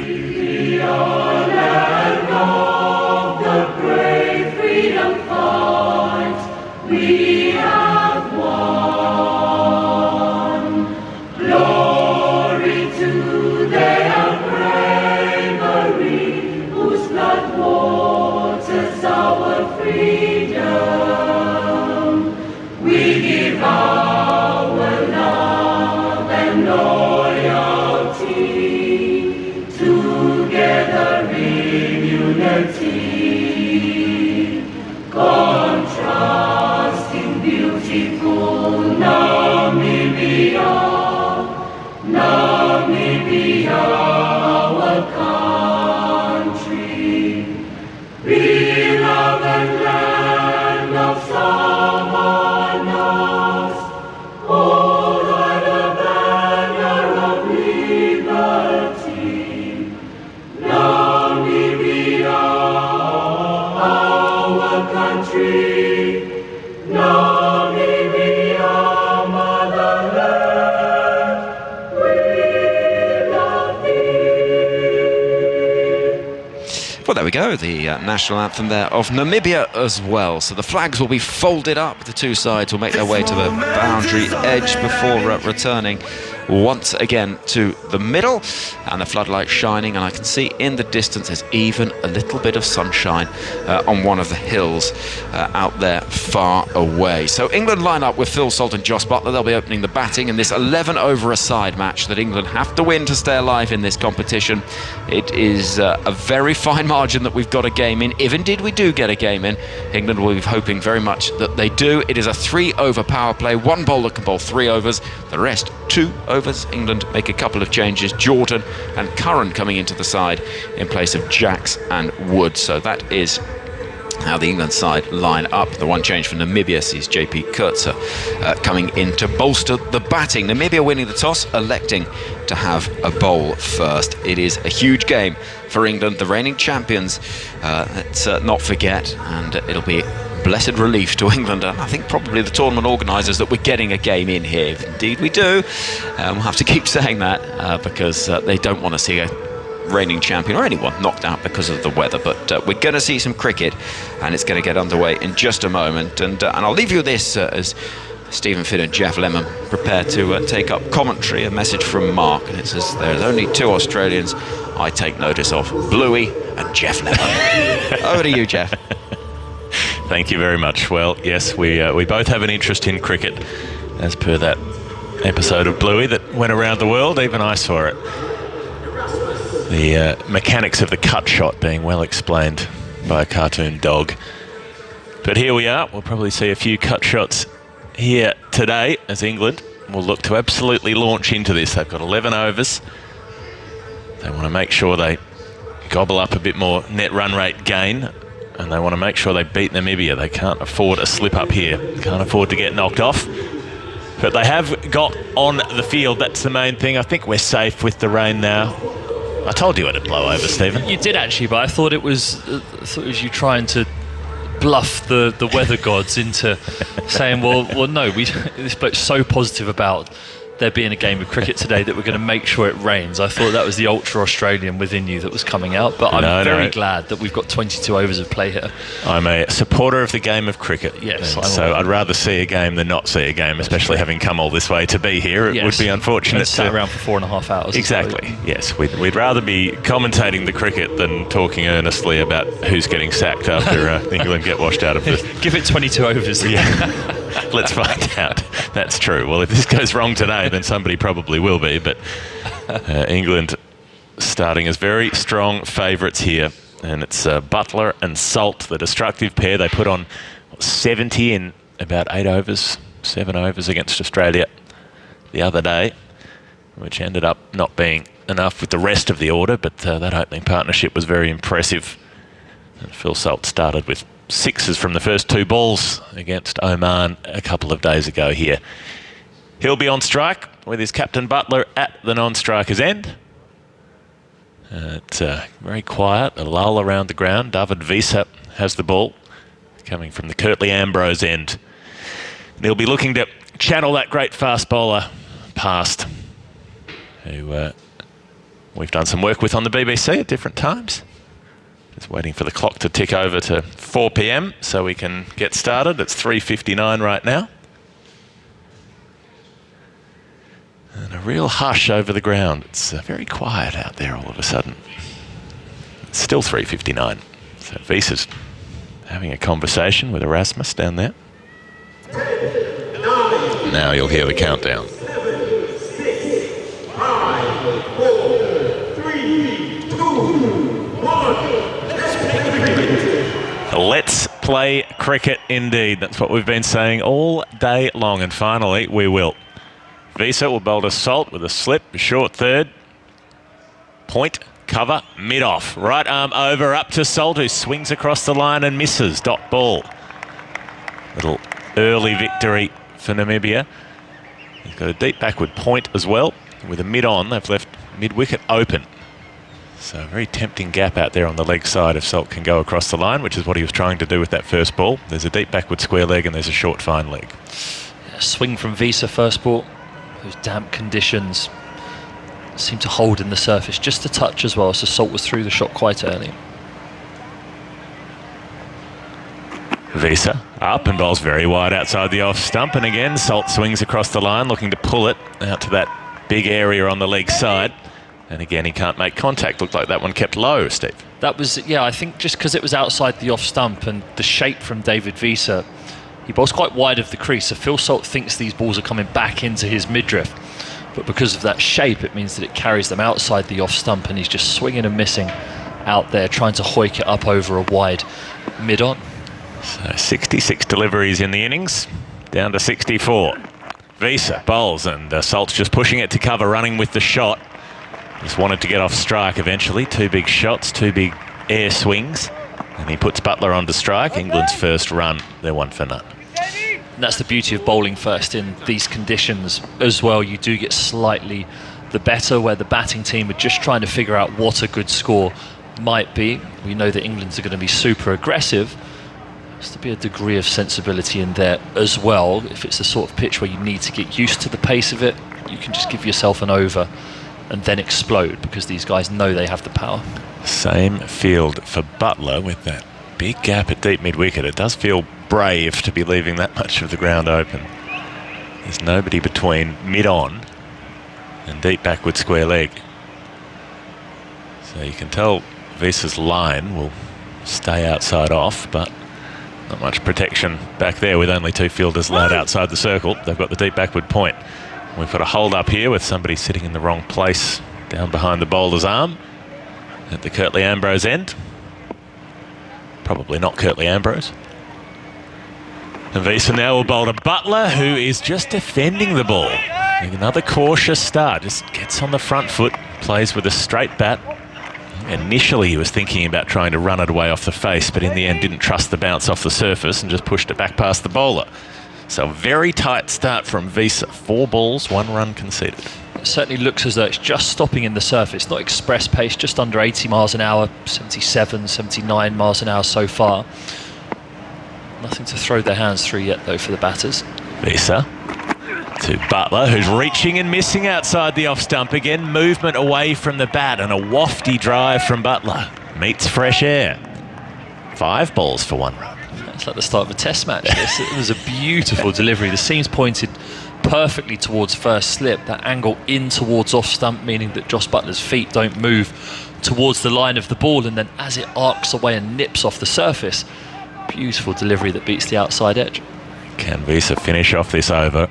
Or can England find something? He bowls and swatting across the line. Buttler misses out completely. Brilliant start from David Wiese. 1 run from the first over in an 11-over bash. Well, he's pretty much just turned England's innings into a 10-over affair. So that's a brilliant start.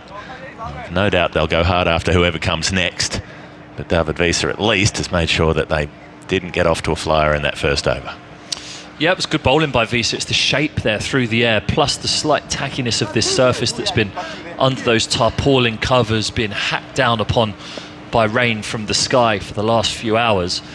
meaning the top layer of the pitch might just be that little bit tacky and damp, so the ball, as it comes down, it just holds in it slightly. So we've seen the batters be through the shots way too early so far on those 6 deliveries. The thing about batting second on this, though, is that it will quickly firm up because it is humid as soon as the wind gets on it as well. So a big advantage to the team bowling first here, which is why both captains would have done exactly the same. Yeah, it might be a little more difficult to bowl as the day wears on and bowling under lights. So we've got Ruben Trumpelman with the ball, the left armour, so they've got a deep mid-wicket out for him and a deep backward square leg. Nobody deep on the offside because the left armour will be bowling in at the pads.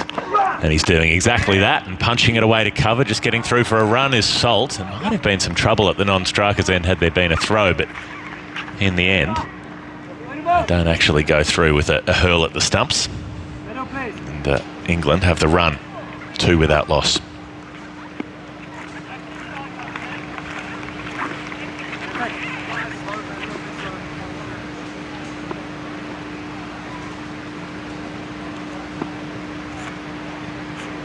Trumpelman. Just waiting for Butler to get ready. Yet to score Butler from 3 balls. Waits for Trumpelman and he's bowled! Going through him, pitches up and swings the ball. And Ruben Trumpelman punches the air like he's boxing with a ghost. He's gone through him. We saw him do it against Oman. That full pitch, that swing, the heavy humid air out there. The ball has curled back and it knocks Jos Buttler's off stump out of the ground. It took a deflection off the back thigh and onto the back stump. And Namibia, they're in this. 2 for 1 England. Yep, big swing again there for Trumpelman, arcing back into Butler, so cramping him for room. Butler looking to open up that onside. There were 2 fielders on the boundary out there for that shot, but Trumpelman being brave, getting the ball full enough, inviting it to swing, challenging Butler to hit towards that short boundary. He obliges, he misses, hits the back pad, knocks the off stump out. The England captain's gone. This is far from the ideal start that England would have wanted here. 2 for 1. Just a massive strike in the context of this game as well, given how damaging Butler can be. The cleanest hitter really in this England team. The one who on song does the most outrageous things. And he's been sent back for a duck. So Phil Salt has the only 2 runs that England have scored. It's an 11-over game if you're just tuning in. 11 overs aside, we're in the second. And England, 2 runs from 8 balls. And the wicket of Butler. Trumpelman will come up now to bowl to Johnny Bairstow, who's batting at 3 today and almost gets him on the pad. Bairstow gets a little leading edge down to mid-off. For a second, Trumpelman might have thought he was through. Not quite. They're 3 for 1 now. Bairstow off the mark. No timing whatsoever from any England batter. I've yet to see a ball hit the middle of the bat. It's partly because of the swing through the air and also just the tackiness of the surface. Both Salt and Bairstow patting and gardening furiously in the middle of the pitch to try and even out any little chunks that the ball might be taken out of because of the tackiness. Trumpelman up to Salt, who slogs it down the ground for 4. A forehand smash goes over the top of mid-off, and there is England's first boundary, the one they were craving. Not the start like they had against Oman, where Phil Salt did the first 2 balls of the match for 6. They've taken 10 deliveries to find their first boundary. They're 7 for 1. Salt is on 6, but this time from 5 balls. First loose delivery from Trumpelman, really. Back of a length, outside off stump. Salt could free his hands. Off and running. Trumpelman, left arm over, bowls very wide, and it's top-edged over slip. That'll be 4 more. Well, that's an absolute freebie, really. With everybody up on the offside, all that Salt needs to do is throw hands at it. And he gets enough of a piece. 11 for 1. Salt's up to 10. Yeah, big short wide freebie from Trumpelman. He's going to do well to swing it back from there. It's halfway down. Yes. Miles outside the off stump, and all Salt knew he had to do was throw everything at it and help it on its way. Takes a healthy outside edge, and that's 4 more. The scoreboard looking a touch better. 11 for 1. Trumpelman needs to get that length up. In, and he bowls very wide, and it will be called an extra. That was almost off the pitch by the time it passed the bat outside off stump, so he's lost his length and now lost his line, Trumpelman. A frustrating start. We've seen a bit of this from him through the tournament. Bowled so well against Oman early and then bowled pretty poorly in his next couple of games, and bowled a lot of wides down the leg side as well when we were watching him in Barbados. Classic fast bowler though, goes and scratches the footmark, Oh, yeah. sawdust. He put sawdust down before he started bowling this over too. He's got a big pile of it back at the top of his run. Trumpelman finally gets the length right, and Salt is cramped for room. There's a throw at the non-striker's end, and he almost gives away some overthrows as well, Trumpelman, but in the end it's stopped by mid-off. So just a single there. A couple of boundaries from the over, but also the wicket of Butler. You'd take that in a trade if you were Namibia. 13 for 1 after 2, which means they're keeping England at just about a run a ball at the moment. I'd be more than happy with that. How many power play overs were there again? It's a great question. 11 overs, there must be 3. 3 point something. I reckon it'd be 3. Sometimes they have it mid-over, don't they? Do they? In a shortened game like this, sometimes it's 3.2 overs of power play or something like that. Right. I haven't seen the mid-over split, but I would imagine it's 3 with 11 overs in the match. Yeah. So Visa will bowl a second over. And he's up now and bowling to Salt, who's caught behind. Visa's gone up, and so has the finger. David Visa just puts a hand in the air in triumph. Tried a little dab, a little nibble off the pitch from the ball, as Salt was just looking to run it down to deep third, and all he's done is run the edge into the gloves of Green behind the wicket. 13 for 2, England. Salt is out for 11. Yep, just watching the replay here, it's a knuckleball from David Visa, but the seam is up, so it's swung and Salt is through the shot way too early, trying to dab that down to third, but it kicks off that tacky surface, it takes the glove and just balloons somewhat to Green, who takes a smart catch moving forwards because he'd have been foxed slightly by the fact it was a knuckleball. So intelligent bowling from Visa. He's looked dangerous every single delivery he's bowled so far. England 13 for 2. So this, just another huge strike, those openers. Such aggressive players, such fast scorers. England, of course, bat very deep with Chris Jordan back in the side today as well, and they can hit all the way down the order. We've seen Mark Wood play some absolutely brutal innings with the bat at times even, but they haven't lost those wickets sort of caught on the fence, having already smashed 30 off 10 balls. They've lost them cheaply. Butler for a duck. Salt for 11. And Visa will continue now to Harry Brook, who's coming forward and defending his first ball. Wants to have a look before he has a swing. Generation next. Harry Brook, he's been proving what he can do over the last year or so. You're correct, it is 3 overs. Right. 3 overs. Okay. Just checking on the scorecard on Cricinfo. Thank you. It's a team operation here. We're what they would call agile, a small unit of broadcasters out here. We don't have all the scorekeepers and so on. Brook looking for a run, his first, and he'll get it, just pushing the ball out behind point. Runs it off an open face towards short third, and he's able to get through for 1. Namibia will be absolutely fine with singles. 14 for 2 in the third. He's very dangerous here, Visa. Tall bowler, hitting the track, not express pace. He's mixing up his pace between slower balls, knuckleballs and seam up deliveries, but it's that bounce and kick out the surface that's proved tough so far. Back of a length is sort of his natural spot, Visa. And this pitch is aiding that. There's a delay with Bairstow on strike. He's on 1. So is Brook. Visa bowls to him, and Bairstow cuts, but with no timing. Straight to point. Won't get a run. 14 for 2.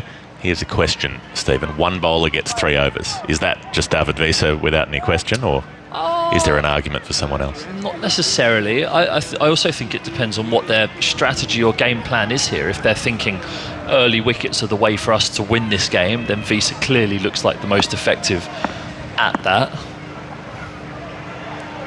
He's up now. And he's pitching it full, and it's driven back over his head. Decent bit of timing there. 2 bounces and it skips over the rope. Bairstow's first boundary. And there was some real economy of effort in that shot. Just leant into it and lifted it without a big backlift or a big muscular follow through. Bairstow's got 5, England 18 for 2. Another attempted knuckleball by Visa, but Bairstow, because it's full this time, is able to adjust his swing plane, wait for it, sets his feet, and just hits through the line of it. It's the first bit of nice timing we've seen so far today. Visa is again asking somebody to sit down behind him. The umpire's yelling, stop moving to somebody down there. Visa up to Bairstow, who's pushing and almost caught behind. Well, they didn't mind that, Namibia. It's another dot ball. Another exceptional over from David Visa. He only went for 1 from his first over. He's picked up the wicket and gone for 5 here. And Ruben Trumpelmann's got a wicket at the other end, even though that his 1 over went for 12. So they're 18 for 2 after 3 overs. England, it's an 11-over game if you're just tuning in. You're on BBC Test Match Special, also on ABC Sport with Jeff Lemon and Stephen Finn here at the Viv Richards Oval in Antigua. 11 overs aside after a lot of rain through the afternoon. A runner ball off the first 3 with both the openers out was not the plan. No, I think Namibia have missed a trick here. It looks like Schultz is going to come into the attack, the spinner. Yep. But that ball was big bananas in the last over with David Visa bowling it. Trumpelmann would have been able to have the extra men back as well now, a deep third for that short wide one. He's been slipping in there as well. But the way to take wickets, it feels at the moment, is through that swing that's still on offer. Schultz.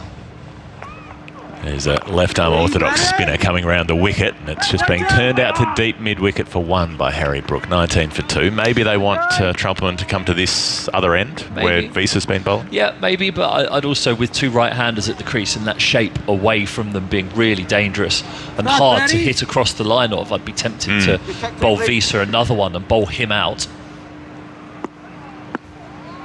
Schultz between the umpire and the stumps and spears it in, and Bairstow slogging across the line and missing completely as he looks to go over deep mid-wicket. The bails are off, but the foot is down. I suppose safety first would tell you bowl 2 overs from each of your 5 bowlers and then see who's been going well and get them to bowl the 11th. Yeah, safety, but I don't know if safety's rewarded in 11 over a side cricket. I think you have to throw caution to the wind. They do say that. Yes. It's one of those classic lines. Yeah, they do say that a lot in the annals of history when we look back on 11 over games. Yep. It'll be frequently said, but that did grip from Schultz though. That tacky surface working for the spinners as well. 19 for 2. Bairstow on 5, Brook on 2, and Schultz bowling to Bairstow, who's backing away and missing. Gee, there's been a lot of fresh air shots from England's batters so far today. 19 for 2 in the 4th. Single and 2 dots from Schultz. First half of the over's gone well. Bairstow could change that in a trice, and he tries it. He reverses it for 4. Over deep backward point. Good stroke. Makes proper contact out the middle. Elevates it deliberately and skips that one over the boundary foam. 23 for 2. Bairstow to 9. Yeah, using the pace. Schultz is looking to really fire these deliveries in. This time Bairstow, rather than hitting against that pace and the turn moving away from him, decides to use both of those things to his advantage. This strong wrist that he has gets the ball up and over a backward point, and it races away for 4. Good batting. Schultz, left arm around, and Bairstow clears the front leg and pumps him for 6 over long on.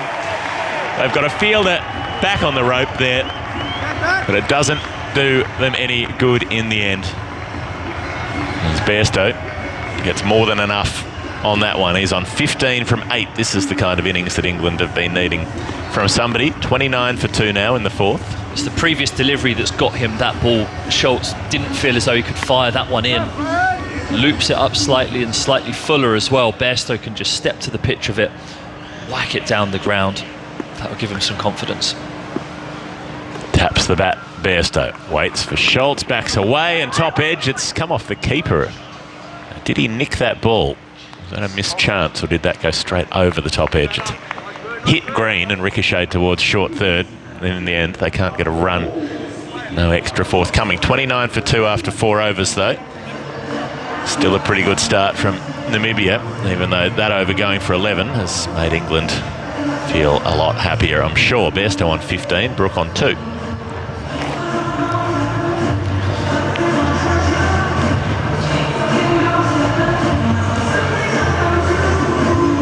If you thought that 20 over games were action-packed, 11 over games be even more so. Whatever England make here, we'll surely see Namibia go after it as hard as they possibly can, knowing that they just need to maintain that high rate for that shorter period of time. Hard to get started on this pitch, of course.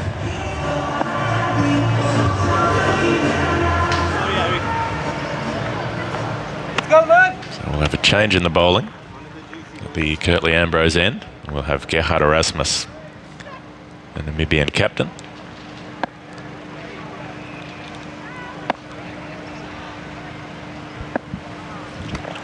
Bowling his off breaks around the wicket, and he bowls very short into the pitch. It's cut out to deep cover, but they've got a sweeper there, so Harry Brook will just get the one run. He's up to 3, England 30 for 2. I don't think that was an off break. It was an arm ball outside the off stump. He's going to try and get these batters hitting to the long boundary against the swing or movement away from them. Erasmus just putting his hand in the footmarks. Get a bit of soil, get a bit of grip. He's got a deep mid-wicket, a long on and a deep backward square. He's 3 out on the leg side, and he spears at top edge, and it's gone just over point, and the ball plugs in the turf. Bairstow will get back for a second run as the deep cover comes around. 32 for 2, Bairstow up to 17. Yeah, very quick and short and wide from Erasmus, so he's not going to give these two anything looped up.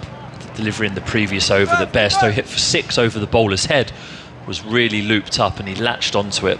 All of these deliveries here will be quick and into the surface, trying to get these two playing cross-batted shots.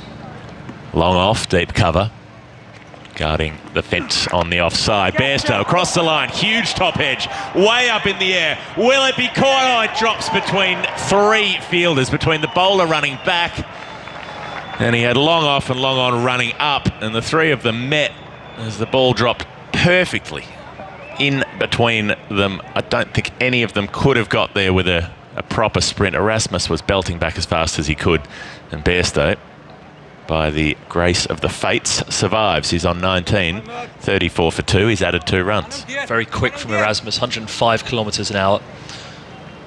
Really firing these balls in at the moment. Looking for that error. Bairstow goes again, but he nails that one. That is flat over the leg side. I think it's carried. It might have just half volleyed the rope at it deep mid-wicket. The umpire waiting for a check there. But that went flat and went fast.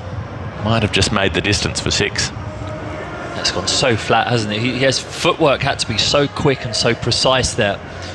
It was banged in again from Erasmus. Seam up, arm ball. It's on the half volley out into the boundary, so he will only get 4 runs for it, but 4 more runs, 4 more important runs for England. They're waiting for that confirmation. The umpire now signals 4, 38 for 2. Bairstow 23 off 12. This is turning into a very valuable contribution. Erasmus, does he have a plan C? Big sweep from Bairstow. It hits him on the thigh, and he doesn't get a run for it. So a little bit of a breather for Erasmus with a dot ball there after going 1-2-2-4 in this over so far. Last ball of it to come. Round the wicket. A little slower through the air and dragging the sweep along the ground to deep backward square leg. They'll only get 1 run. It's a good sharp bit of fielding out there. 39 for 2. After 5 overs. So they're almost halfway through their 11 over bash. England at the moment going along okay. Run rate 7.8. They'd like it to be higher. Yeah, now this is the opportunity for them. Brassel, I think this is coming into the attack wearing 31. Young player from Durham, very promising, but it's an opportunity for these two to put him under pressure. He's bowling to the short side to 2 right-handed batters. The experienced bowlers have bowled at least 1 or 2 overs each now. Now the young man gets his opportunity. Johnny Bairstow retains the strike with 24 from 14. I'd imagine he's going to be targeting that short side.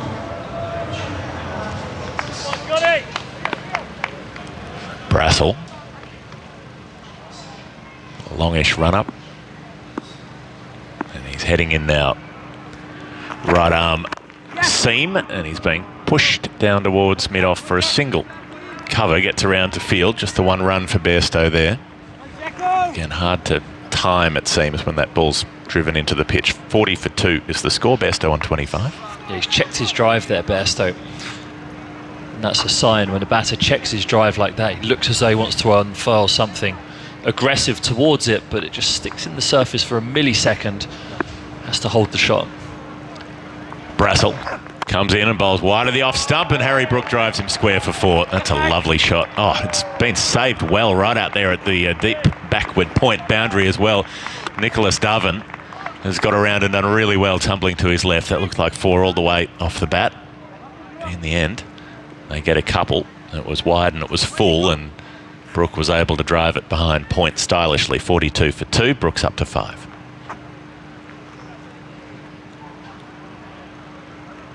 Loves going through that offside Brook between backward point and cover point. Brassel bowls to him, and Brook goes leg side this time and goes large. It's carried for 6. Well, that was just a timed on drive. It wasn't a particularly violent shot, but the timing of it sees that ball trampolined off the face of the bat, and it carries the rope out there at the boundary. There was nobody anywhere near it who might have been able to catch it. They've got a much squarer sort of deep mid-wicket. And it takes England up to 48 for 2. Brook on to 11, his first real shot in anger. Yeah, Brassel just drifting onto around middle stump, middle and off there. It meant that Brook could just lift it with the pace on the delivery and full up into that leg side for 6. Put the pressure on the bowler here, and Brook does with a back cut, and that will go for 4. This time, deep cover. Far too far around to hope to get to that ball, which went a lot further behind square than the previous drive, and just too easy with that width on that length. Able to lean back and steer it away. There's the 50 up for England. They're up past 9 and over now. 52 for 2 in the 6th. Nice shot by Brook. That just waited for it, made sure that he waited for it right underneath his eyes and pierced that gap. It's not a big gap, 10 yards between those two fielders. It hit the middle perfectly. Brassel up, and he's swinging and missing. Harry Brook looking to cannon that straight down the ground, but it ends up in the wicketkeeper's gloves. 52 for 2. 1 ball to come in the 6th. 11 overs aside if you're just joining us. England were asked to bat first. Namibia won the toss. A huge chunk has come out the wicket there. It was a cross-seam delivery from Brassel, and as it pitches, a huge chunk has come out of the top of the surface, which again suggests to me that it's just that bit tacky on the top and the ball's gripping. Brassel to finish the over, bowls wide, and it's another dot ball. That one leaps again, and Brook's trying to play the back cut, and it goes over the top of the bat, and then he punches his bat, which is not always a good idea because somebody or other broke their hand doing that. 52 for 2 after 6. So England going at 8.6, decent going, but it's an 11 over game. So they'll look to accelerate yet further through the back 5. To describe that for you, Henry Moran is coming in to join Stephen Finn. Yeah, Brassel, those last 2 deliveries there were cross-seam deliveries, and they just kicked up out the surface slightly and left Harry Brook swinging and missing outside off stump. So again, the England bowlers sat in the dressing room will be watching that. The analysts will be clipping it up and saying, lads, the ball when it's bowled cross-seam to the seamers is just jumping and kicking out of the surface inconsistently. It's something that the bowlers will look to use for the second half of the game. Yeah, all about the learnings you can get, and they'll be crunching those little bits of data that they're getting all the time. 52 for 2 then England after 6 overs. This 11 over a side game that England have to win to stay in this World Cup. Here comes Gerard Erasmus with his off spin round the wicket. Oh, out of the ground. Boom from Johnny Bairstow, square on the leg side, and eventually a gentleman in a red England shirt picks the ball up from the grass, tosses it back to the field of play, and Bairstow moves to 31, and it's time for me to give you the most surprising stat of this World Cup tournament, Stephen Finn. Johnny Bairstow has now reached his highest score ever in a T20 World Cup, passing the 18 he made in Palakelli in 2012. Oh, right. Here comes Erasmus, and he goes hard at that again. Does best. Oh, there could be trouble because he slipped. No, the fielder running in from point can't get there. And so they'll run through for a leg by. 59 for 2. I can't believe that. No. So he played in the one that they won in 2022, did he? I'm presuming. I think he did. Hales and Butler at the top, wasn't it? Hales and Butler at the top of the order.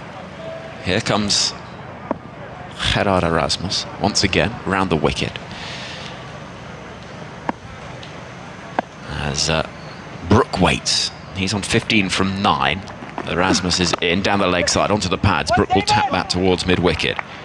And they'll turn for a second. Oh, could be trouble! But he's dropped the ball, Erasmus, so though the stumps have ignited, they've only done so because his hands have smashed into them. Bairstow missed the World Cup because he had the broken leg. Because the broken leg, there you go, yeah. And would he have played the 2021 World Cup? I think he did play in that one. But just must not have done very well. And so they are saying decision pending here. And 61 for 2 is the score. In my mind, I find that whole period of time when cricket was playing catch-up, it sort of things merge in my head. Do you know what I mean? It's sort of, you sort of forget the order of things and how it all happened. But it feels like it's like Roadrunner's legs, isn't it? When he's going real quick, it feels like all of those series and World Cups were just crammed into barely any space. Not out. That's why there's a cheer from the England supporters. England 61 for 2. Midway through the 7th over, Erasmus bowls very leg side-ish. It's helped round the corner, whizzing down towards fine leg. Fielder will run round to pick up and throw in left-handed. Freilinckert is out there towards the Andy Roberts end. And England get 2 more. Profitable over thus far with 11 from it. Still 2 balls remaining. 63 for 2. It has been a day that has required patience. Lots of it. He would have been gone by a long way, by the way, if he collected that cleanly, Erasmus. And I think his roar was as much about the pain of the ball smacking into his ribcage as it was the frustration at missing out on running out Bairstow. Here comes Erasmus around the wicket. And this is slashed away. Oh, past the dive of the fielder at short third and for 4. Harry Brook moves his total up to 23. England 67 for 2. And they've already got 15 runs from this over, and they're starting to move through the gears. Yeah, excellent from Brook, just using the pace. Erasmus, after being hit for 6 from a loopy one first ball, has driven all of these next deliveries into the surface, and Brook, knowing that, steps away to the leg side and just slices it between backward point and short third. Races away to the boundary for 4 more. He now has 23 from 12. It's turning into a good innings. Brook waits, taps his bat. Erasmus around the wicket once again. Field remains the same. As Brook, this occasion, just taps into the onside, and Visa will run round, pick up. Yes is the cry. It's Bairstow running to the danger end, and despite that broken ankle, he's still lightning up and down the 22 yards, isn't he? He was shifting there, yeah. His heart was in his mouth, I think, halfway, and he had to put the afterburners on. But it's 2 more important runs. Erasmus, who you thought might be tricky on this surface, actually bowling to that big boundary, has gone for 26. And more importantly, you've got 2 batters in now who are in. Yeah. They've got the pace of the pitch. They've understood the dimensions of the ground. It's amazing how much difference that makes, especially when you're going towards the back end of an innings. 4 overs left, 31 and 25 respectively, and they're both looking good. So England 69 for 2. 7 overs gone. And if they can keep going at the current run rate, that would take them to 108 from their 11 overs, which would feel a decent total, I think. And they'll 10's the benchmark, isn't it? I think in a 10-11 over game, it feels as though 10 is the benchmark. It has looked slightly tricky. It's eased up slightly in the last couple of overs, it seems, but yeah, it's still not easy to just stand there and whack through the line of it. The left-arm spin of Bernard Schultz from the far end, and Bairstow will hit the ball down the ground. Well, he won't, because he's not got much of it at all. Keeper running round takes the easiest of catches. And Bairstow goes for 31, the ball sticking in the pitch again, and as he tried to clobber it with a cross-batted heave back towards the Sir Andy Roberts end, he gets underneath it. England lose a wicket, and it's 69 for 3. Yeah, nice innings by Bairstow, though. Schultz driving it into the pitch, but because he's gone back to try and hit it down the ground rather than play square of the wicket, his momentum was moving backwards out of the equation, and all he could do was spoon the ball up after it had stopped in the surface. and the keeper, Green, calls off all the fielders converging on it and takes it himself. Took it a bit crocodile-like. It wasn't the most convincing catch by Green. He's gone for the crocodile effect, but managed to swallow it. Namibia have an important wicket, but that innings has given England impetus to try and propel themselves towards a challenging total. They bring the first left-hander in the lineup to the middle, Moeen Ali. Joins Harry Brook out there with that short boundary. At the moment, it's favouring the right-hander, and Moeen will be on strike, but it does give them that option to target that side of the ground on a day where the wind is actually helping you as well. So there will be the potential that that ball at times today could go sailing away to where most of the England fans are, out by the various stalls over there underneath the colourful gazebos, and the England flags are flying. 69 for 3 in a game England have to win. No choice in the matter. And they need Australia to do them a favour if they do so by beating Scotland tonight. Moeen whips the ball into the leg side, and it is just a whip away into a little bit of space, and enough space for a couple of runs. It was quite a controlled shot, that, from Moeen, who I think thought about unleashing something a bit more massive, but in the end thought, well, I might just give myself a sighter. 71 for 3. Seeing a replay, he's not taken that terribly convincingly, the keeper. It's only hit the little fingers on the way down. Schultz over the wicket to Moeen, who does go harder this time, into the leg side for 6. Well, he couldn't resist on that occasion, out towards the ambulance that's parked out there by the floodlight. Over wide, long on, and Moeen into his work quickly. He's 8 from 2, England 77 for 3. Yeah, 2 full from Schultz. All Moeen has to do is step towards the ball and whack through the line of it. When it's driven into the surface, it is holding. When it's full, that doesn't really matter. It's a lovely, beautiful swing of the bat. Lands on top of the camera. Cameraman played that one well, actually, swaying just inside the line of it.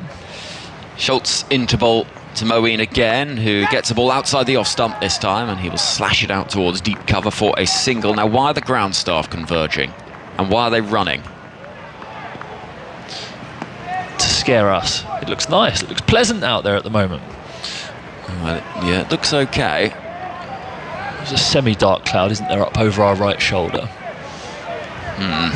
In comes Schultz to bowl to Brook, who drives crisply into the offside. He's going to get probably a couple here. And indeed, it will be a couple of runs to England, who move to 80 for 3 with the ball left of the 8th over. And yeah, they're now being shown on the big screen as well, the ground staff.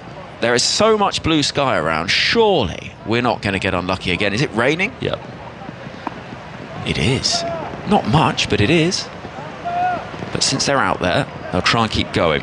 Schultz is bowling to Brook, driving away hard through the offside. Fielder running around will stop it just inside the rope, but there'll be 2 more runs. The rain falls, and they're bringing the covers on, despite the fact that I'm not sure the umpires have asked them to yet. And here come the covers. So, England, 82 for 3 after 8 overs. And would you believe it, the rain is falling once again. They cannot afford a washout. If this game's washed out, England will crash out. It's as simple as that. But look at how much blue skies around, Finney. Yeah, look, everywhere you It's been look. a story of the day, hasn't it? The story of the day is what we can see in front of us isn't always what's being dumped on us from above. It's up over our right shoulder is the problematic dark cloud, but it seems like this is only going to be an intermittent shower. However, because we did already wait those 88 minutes, it means that we do lose overs immediately, I think. We do. That's fair enough to say. So yeah, at least we'll be losing 1 over. That means England's target will be revised, as the Scotland one was a few games ago that was washed out, when England would have needed 109 from their 10 overs when Scotland had only scored 90 in the first innings. But yeah, this is majorly disappointing for everyone inside the ground and everyone listening and watching at home, because it was just bubbling up to be a good game again. Well, at least we got the national anthems. I'm really glad they did that. Yes, and we waited a minute for the countdown. Yeah, we did. So that's all very important. 82 for 3. Rain is falling. Nitin Menon, the fourth umpire, is out there in the middle underneath the brolly. It just seems so incongruous that the rain's falling, because everywhere you look, there's blue sky and there's sunshine all around Antigua.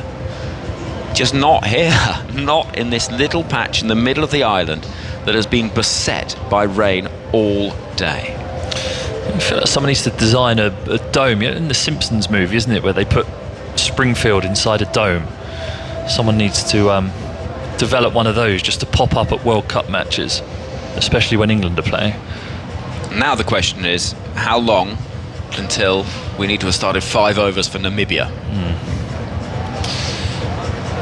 That is the next question. So we'd have to lose 3 now, because we're at 8 overs, 82 for 3 from 8. So you have 12 minutes here, then you have the 10-minute change round, which I think is mandatory. And then you would have to lose 6 overs, which 6 times 4 is 24. So you're looking at 24 plus 10, 34, plus 12. So yeah, 46 minutes you'd have to lose. I really thought, I mean, look around the I will keep saying it because it's ridiculous how much blue sky there is. But it is falling here, and I can't quite understand it. It's a bit like the video for the Travis music video, Why Does It Always Rain on Me, where somebody's walking around and literally is just pouring on them the whole time. It feels like that today. It's easing off, and the ground staff are only standing, lurking by the edge of the cover as if thinking, well, this isn't going to be long. They tend to know, and the rain is easing, but it is raining. And England are 82 for 3, so they'll have lost at least 1 or 2 overs. Probably this will be the end of their innings, I would have thought. Feels that way, doesn't it? Yep. Feels that way. It'll turn into an 8 over a side game, which is, yeah, we're getting very close to the realms of running out of time, which is really disappointing. It's just about stopped. Yeah, it's a very isolated shower. The clouds are so quick moving, and the dark ones are so sparse now that the big lot has come through from earlier, that you're very unlucky if you catch the corner of one. And we have just done. We have, but it has pretty much stopped. Jeff Lemon is grabbing a seat next to me once again. And Jeff, ABC broadcaster, good evening. Good evening, I'm not sure what time it is. It almost feels like evening. It's 20 to 5. It does feel like time, doesn't it? But it's been so dark all day that it's felt like it was the evening pretty much since we got here. Since we did our cross this morning at about 7 a.m, where you said it's a beautiful day here in Antigua, gorgeous sunshine, as you reported back to the listeners. But it was. In the UK, it was at the time. You were correct. You were quite right. So 8 overs gone, 11 the innings were supposed to be. They do about 4.5 minutes and over, which means that we will have lost at least a couple by the time, even if they get this cover off immediately and get going straight away, which you would hope they'd be able to do. You'd hope there'd be enough flexibility to just have everybody lurking at the edge of the field and say, let's get back on. At the moment, the ground staff are, well, they're wandering around the edge of the cover, looking at it, thinking about it, but haven't been given the word to pull it off yet. I just got complimented via text message by a former England fast bowler who said my maths was very good there. So thank you, Stuart Broad, for that compliment. Well, it was. I was very impressed actually. You'd make quite a good teacher, I think. No, I wouldn't be mean enough to enforce all the rules. I'd compliment people on good messing around in class. Would you? You wouldn't be nice enough. You wouldn't be nasty enough to give someone a sort of D. I wouldn't be. I'd dish D's out if they deserved them. Would but you? I just think I like pragmatism, and if someone was pragmatic enough to mess around in a way that was impressing me, I think I'd find it difficult not to commend them. Well done, you cheated admirably. Yes. Right, I think the covers are about to come off here, and we might have just caught the edge of a shower, but there is so little margin. Yeah. And there could be a situation here, and you can't rule it out, where we catch another shower later when Namibia have batted for 4 overs out of the requisite 5 to make a game, despite the fact that the match has seen maybe 50 or whatever it might have done at that stage. I think it doesn't matter if there's a thunderstorm at 4 overs. They'll just play. They'll just get through that last over. If they know that the game can end, then they don't need to worry about the pitch getting wet. Essentially, that's a big part of needing to get off the ground immediately. It's not fair to a side that has to bat on that wicket later if it gets wet, but if you know that you can get to the end of the game, then that ceases to be such a concern. And umpires are not always completely impractical when it comes to these things, to just trying to make sure that they get a result.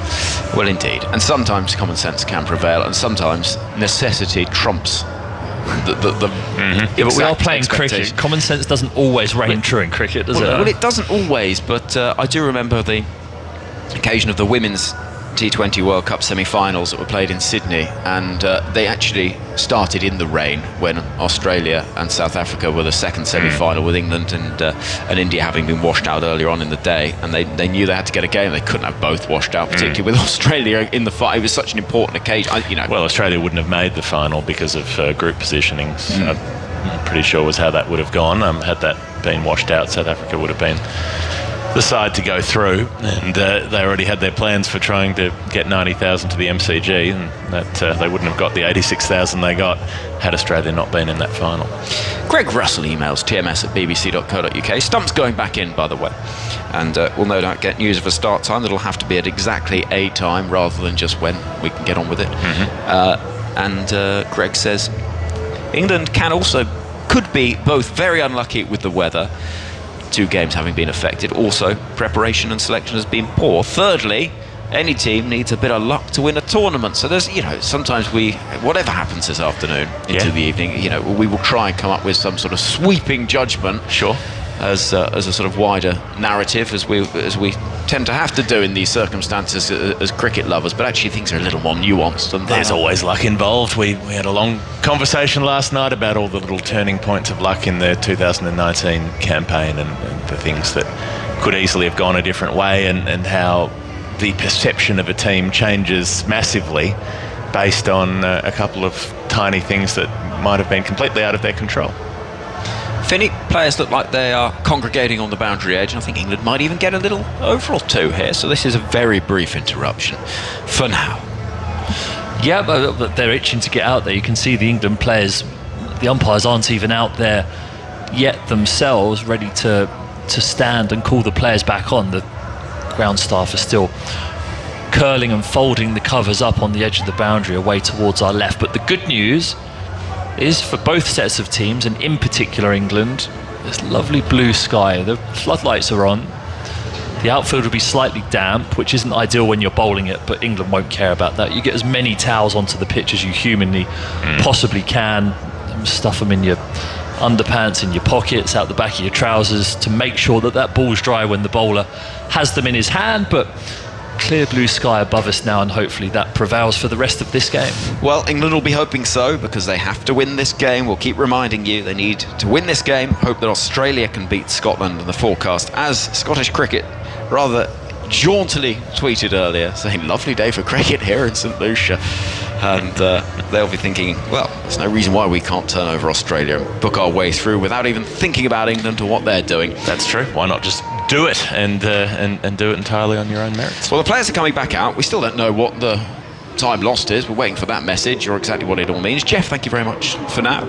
Jeff Lemon, part of our team here in Antigua, covering every ball of every game of this World Cup. We've had some crackers as well. Brilliant game, brilliantly described last night between Nepal and South Africa. There's been frustration in Florida. I know that one's been keeping us glued to the weather forecast, but ultimately left a little disappointed. And here in Antigua, we've been fearing the worst in terms of losing this game to the weather, and it's not just the outfield that's been absolutely drenched in water, because Jeff's just managed to fling a bottle of water all over our desk as well. But at least it's been that sort of day, Jeff. 10 overs aside, that's the word that we're getting, and he's going to mop it up with the smallest little napkin you've ever seen. It's cute, isn't it? Yeah. It's doing a job though. It's just about running out of surface area now. There's still a considerable amount of water. Never mind, we're getting the spirit of things. I'll roll around in it. So the only change to the regs is that no longer is it one bowler can bowl 3 overs, it's one bowler can bowl, every bowler rather can bowl 2 overs. So that's how it's looking. And this could be an over that England target, because it's the youngster Brassel again from the Curtly Ambrose end, and he's bowling to Moeen Ali with England 82 for 3. 2 overs left. This is whipped away out towards the deep fielder running round at square leg. Smith will stop it, and the score advances fourth by 1 run. 83 for 3 is the England total. 10 overs aside this match.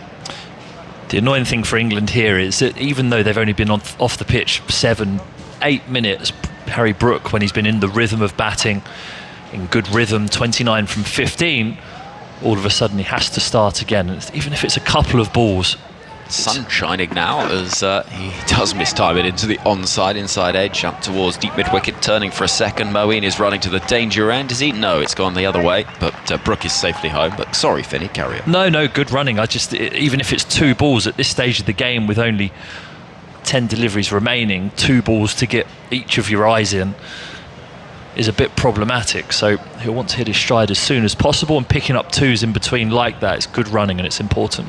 Sun shining in Antigua, 85 for 3. 10 balls left of the England innings. This has been chipped into the onside with one hand off the bat. It's rather well bowled, actually, into the surface towards the hips of Brook. England will turn for a second and get there as well. So 5 from the first 3 balls of the over, 87 for 3. Good running again. They're trying to help that up over fine leg who's inside the circle, Ruben Trumpelman. Harry Brook trying to step inside the line and hoik it up over that fine leg area, but only hit the splice of the bat and ballooned into the onside. But again, badly timed enough for them to be able to come back for 2. So Jack Brassel running in, right arm over. In position is Brook for a lovely, delicate ramp that lands probably a yard inside the fine leg boundary. Tossed back over the rope by Jofra Archer, standing there just outside the England dugout. And that's 4 runs, beautifully played by Brook, who's on to 37. Yeah, taking advantage of the young man Brassel there, who's moving around in the crease, Brook. And as a bowler, when you see someone moving around like that, you immediately aim for their heels. Brook, being 1 step ahead, moved around, but at the moment of release was still got down on 1 knee and helped that on its way for 4. Fine leg and short third up inside the boundary. Pace taken off it, clobbered into the offside for 6. I wasn't sure he got all of it, but it goes over the cover boundary, almost into the open door of that ambulance that's perched over there. And England move to 97 for 3. Brook is playing some hand here, 43 from 19. Yeah, beautiful shot, and because Brassel was missed full and straight with pace on there, he goes the complete opposite the next ball. But Harry Brook again 1 step ahead, steps a step outside the leg stump, waits for it, slower ball leg cutter into the surface, hammers it up over extra cover off the back foot for 6. A wonderful shot. 97 for 3. Brook is on 43. Brassel to conclude his second over. Into bowl, he tries the ramp again, he connects with it again, and he's got 4 more. The over goes for 19. England pass 100. It's 101 for 3 with 6 balls remaining. Harry Brook to 47.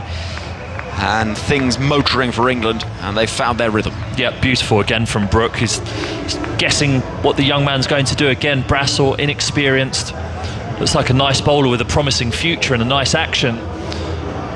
But in an important World Cup match, Harry Brook using that pace on the delivery again to just help it on its way up over fine leg. And 4 more important runs. That was a big over.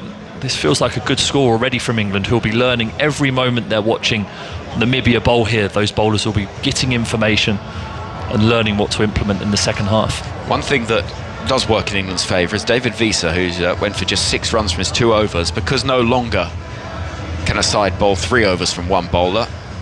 He's not able to bowl again, yep. So the remaining over will be bowled by Ruben Trumpelman.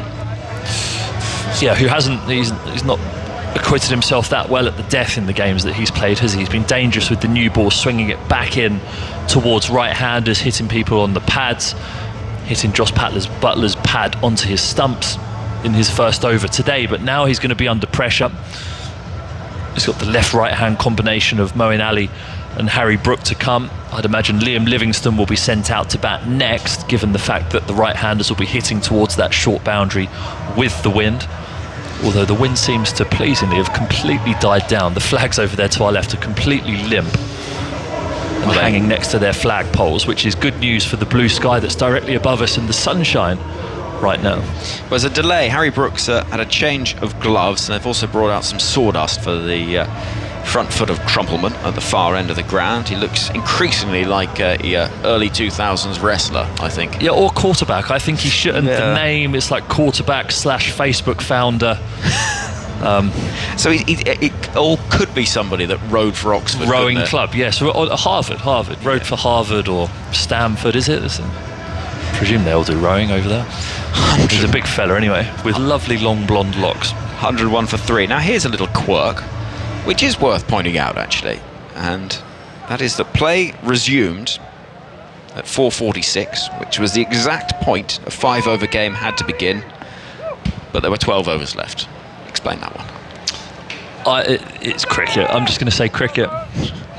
And they're getting in as much as they can, and they're trying to make it work. I know that. Moeen Ali on strike as Trumpelman is in. The pace taken off it, but put quickly back on it by Moeen, who's got 6.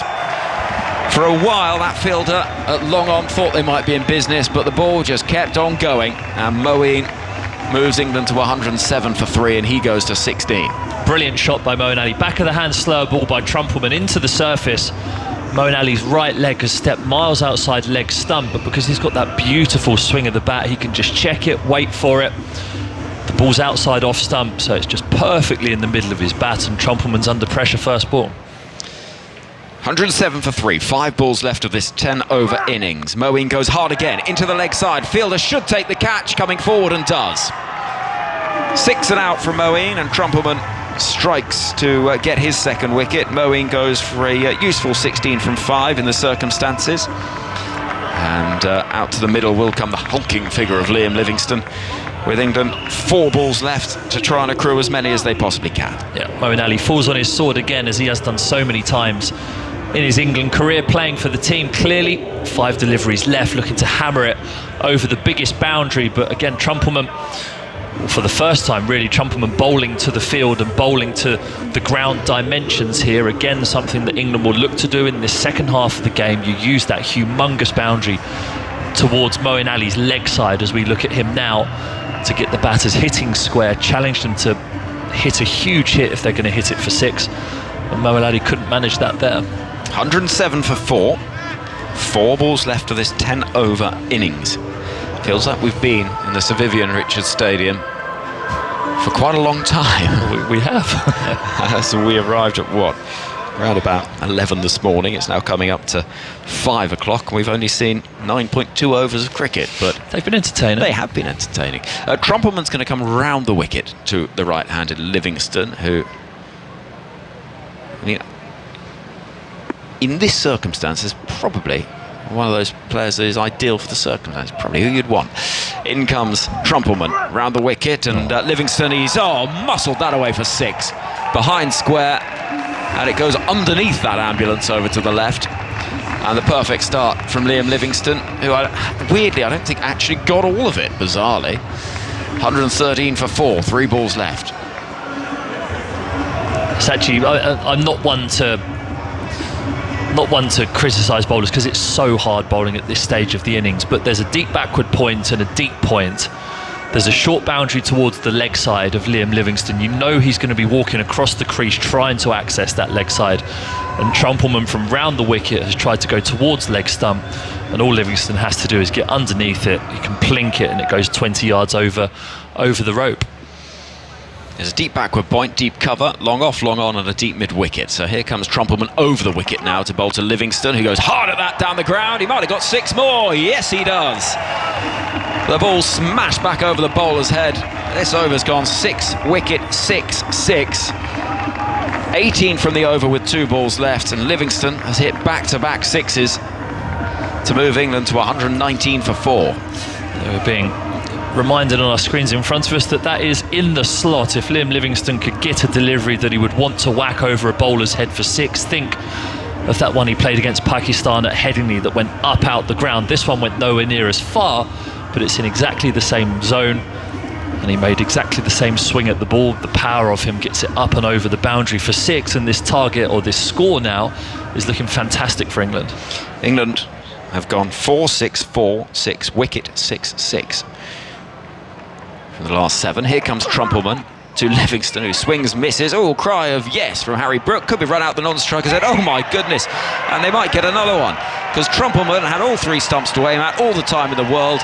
He's thrown at it, and now he's also missed the ball as it's been thrown back in again. It's Sunday afternoon dog and duck stuff. That is abject from Namibia, and England get 2 that should never have been there. 121 for 4. Yeah, it's the sort of thing that pops up on social media of most village play ever in cricket.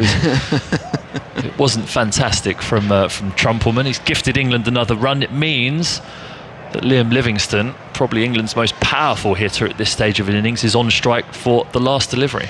Brook was determined to get down there. on 47. He would have been eyeing up a 50 as well, and also trying to scramble everything they possibly could. That's much more the priority. Here comes Trumpelman to conclude the England innings, and he's running in the sunshine, and that's driven back at his toes by Livingston. They'll turn for a second run. Throw comes into the keeper. Should be a run out. It will be, only just. Green nearly dropped it. And the innings comes to an end with a run out, and that total will stand at 122 for England, and so it'll be 123 required from 10 overs for Namibia, which feels a tall order to me, Stephen Finn. England have done their job at 122 for 5 at the halfway stage. It is, but I'm a bit concerned here for Liam Livingston, actually. He's walking off holding his side. It looks like he's holding, I think it's called your QL, it's above your bum, and it's where your side attaches, your side muscle attaches down towards your back, and he's walking off very slowly, holding with his left hand his side, and he doesn't look comfortable. He swung as hard as he could there for the deliveries that he faced. He's been greeted by the doctor as he walks off, and for England that's concerning because he's one of their best T20 hitters and vitally important with the ball as well. But that aside, after the start that they had, 1 from 1 over, David Wiese bowled 2 overs for 6 at the top of the order, at the top of the innings, to end on 122 for 5 with clear blue skies above us and what looks like hopefully a pleasant evening from here on in. It certainly means that England are in a brilliant position going into the second 10 overs. A reminder, you need 5 overs per side to constitute a game, so if there was more rain, or you can't rule it out, you'd need 5 overs for Namibia to bat. And I think England may be gifted a few more runs by the Duckworth-Lewis-Stern method because they've lost an over.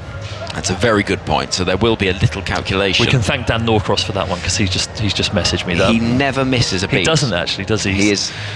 His fingers are like lightning. If there's one thing that Daniel likes more than anything else, it's the rules and regulations. He will go through the tournament regs with a fine-tooth comb. Right then, 122 for 5. Actually, Ali Mitchell's the best for that. People's brains work far quicker than mine. Well, the maths was very impressive, Finney, I have to say. We have got a restart in around about 8 minutes from now, so it's not going to be a long turnaround.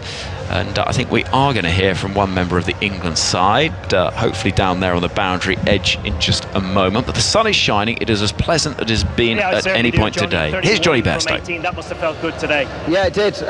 Obviously, you still got to assess the pitch, even though it's a 10-over game, because I thought Wiese bowled really well at the top, and to get us to get the team up to 120, I think it is a nice total to try and defend. Yeah, and up one spot in the batting order from 4 to 3 and in early. What did you make of conditions? The ball moved around quite significantly. Yeah, it did. There was a bit of swing. Obviously, the pitch has been under the covers, so probably sweated a bit. I think we saw that when the ball was into the wicket, it definitely held. So I think that the guys will be looking to get plenty of revs on the ball, try and turn it as much as we can. But also, from this end, at the far end, Brookie got one that was cross seam that took a chunk out of the pitch. So, look, trying to utilise our skills that we've got. We've got a lot of experience within our bowling attack, so we'll be looking to really bowl really tightly, but also use our brains. And that stabilising partnership with Harry Brook, what were you communicating to each other to the best way to adapt and capitalise? Not that much with Brookie. No, you just let him bat. I think, look, there's a good relationship there. We've known each other for a long while, so it was about remaining calm. When you lose a couple of wickets like that, you have to take a little bit of time to build a partnership, because then you're able to backload like we did there with the likes of Mo and Livy coming in and striking it like they did. Johnny, well played. Thanks for your time. Cheers, Muggy. Johnny Bairstow chatting to his World Cup winning teammate Owen Morgan down there on the boundary edge. Jeff Lemon's back alongside me. The sun is shining. It's a glorious evening, dare I say it. Can you imagine if this game had been called and England fans and England players were drifting away from the stadium with the weather like this? In late golden sunshine, yes. I remember Old Trafford 2013 was something like that. I think at about 7 p.m. that night it was clear skies and a fair bit of sunshine coming through after the game had been abandoned on day 5 with England 3 for not many. on the last day, and Ryan Harris moving the ball around. So, yes, cricket can be a frustrating sport when the contest doesn't happen. But we do have a contest here. We've got 10 overs aside. Do we know what the score will be Revised bumped to up to? 127. I think that is the target. I will just confirm that, as opposed to what England's total. So, yeah, Namibia need 127 from So the rationale for that is that had England known that they only had 10 overs when they went out, they might have batted more aggressively. I don't know if that's actually true. I think they would have batted just the same as they did, but that's the rationale, that if the number of overs is changed partway through an innings, then the batting side gets a little extra bump, because they might have looked to be more aggressive through the overs that they did have, and Namibia will know that they only have 10. And they'll also know that they're unlikely to get rained off after 5 here, because I think we can finally say that we're safe with all of this sunshine coming across the ground. Yeah, almost. Because actually, I think you could safely say you don't need the floodlights. It's looking all very pleasant out there, and England supporters that are resting on the grass banks over to our left are having a very nice time of it indeed. So the target for Namibia, 127. The heavy rollers going up and down. Reece Topley's warming up. Jofra Archer's bowling in a back-to-front baseball cap as well. And it'll be tall order, I think it's fair to say, for Namibia. Yes. You can't rule it out. You never know. I wonder what a difference it might have made had Namibia followed Stephen Finn's suggestion and bowled David Wiese for a third over before that rain delay, because he was bowling so well. You look through this card. Trumpelman, 31 off 2 overs. Schultz, 24 off 2. Erasmus, 26 off 2. And poor old Jack Brassel, poor young Jack Brassel, 32 off his 2. Wiese, on the other hand, 1 for 6 from his 2 overs. So had he come back, well, who knows, he might have got collared in his 3rd over, but if he'd been able to keep that pressure up, then they would have burgled that extra over before that second rain delay that kept all the bowlers to a max of 2. Would there be a temptation to push Wiese up the order, Stephen Finn, and perhaps see him? He's the most dangerous in the power play as well, and it's only 3 overs. You need a quick start. He's probably their biggest 6-hitter. He is. I think I'd probably save him until maybe the middle order. I think they've got adept batters at the top to be able to make the most of those fielders being inside the circle. I think when you get past that point of the power play, you need the power of the guys who can really clear the ropes, no matter whether the fielders are on the fence or not. And if Namibia are to get close to this, I'd imagine a David Wiese batting at 4 and looking to explode towards the middle and back end of the innings is probably Namibia's best chance of winning this. So 127 from 10 overs is Namibia's equation. So it's a required rate of 12.7, which is going some, I think it's fair to say. And we're going to have to see something pretty spectacular from this Namibian side, who are going to open with the stated openers. We're not going to see David Wiese at the top of the order. He's a man that he looks a little like, I've heard him described, Wiese, as looking like he might own a surf shack in Newquay, but I think he's more journeyman Italian striker that you sign as a newly promoted club. Yeah, he'd wear an Alice band, wouldn't he? I think if he was playing up front, he wouldn't let his hair, like was it Milos Bravic or something? He was there was a striker for Blackburn, I think, in the mid-2000s who had the slick back hair anyway. He looks like he could be playing up front. I'm not sure how good his football skills are, though.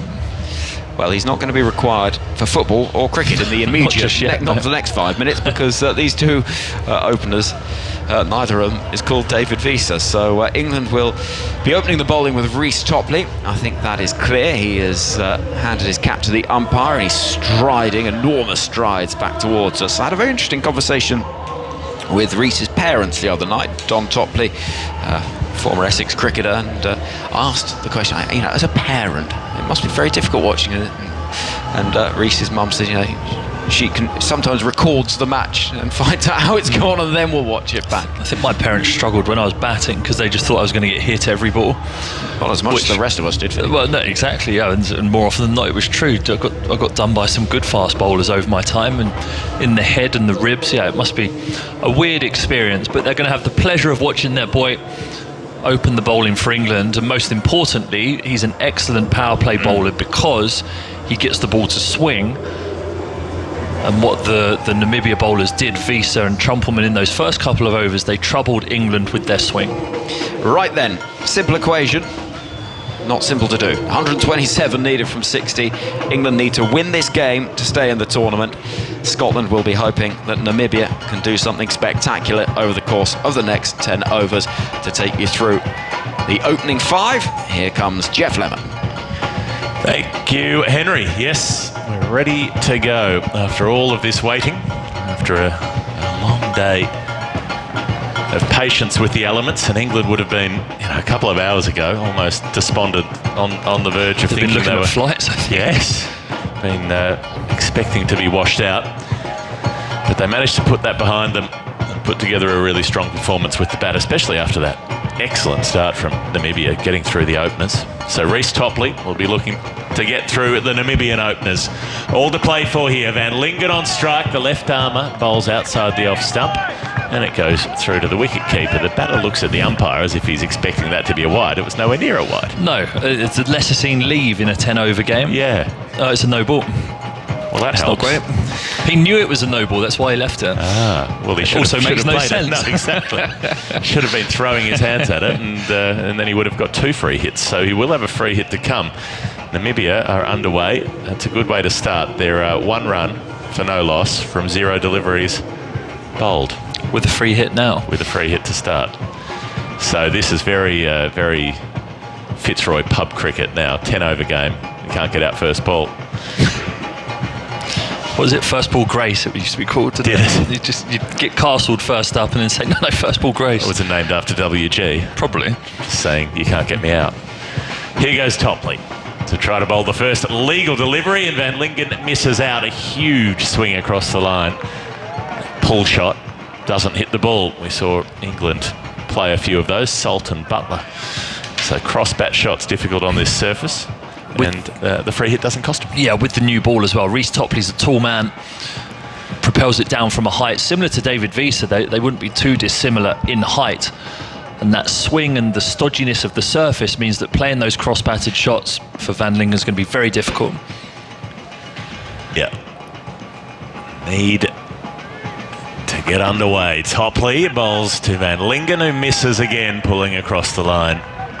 So I know that England started similarly, but they have such power down through the order that they were able to call upon. For Namibia, every dot ball here is going to increase the anxiety and increase the chance of a mistake. Yeah, and that's the difference in the depth of the teams, isn't it? You had Wiese, arguably their best bowler, bowling those 2 overs up front. England still have Jofra Archer waiting in the wings. Topley to Van Lingen, who doesn't make contact for a 3rd time running. Again, he swings across the line. He's played the same shot 3 times, 3 pulls, and he hasn't made contact. And now his partner comes down to have a conversation with him, because this is starting to get a little bit painful. Well, in fact, it's been 4 that he didn't make contact with because he left the first one alone. Yeah, almost identical, those last 3 deliveries, and it's that back of a length that we spoke about Wiese earlier was bowling.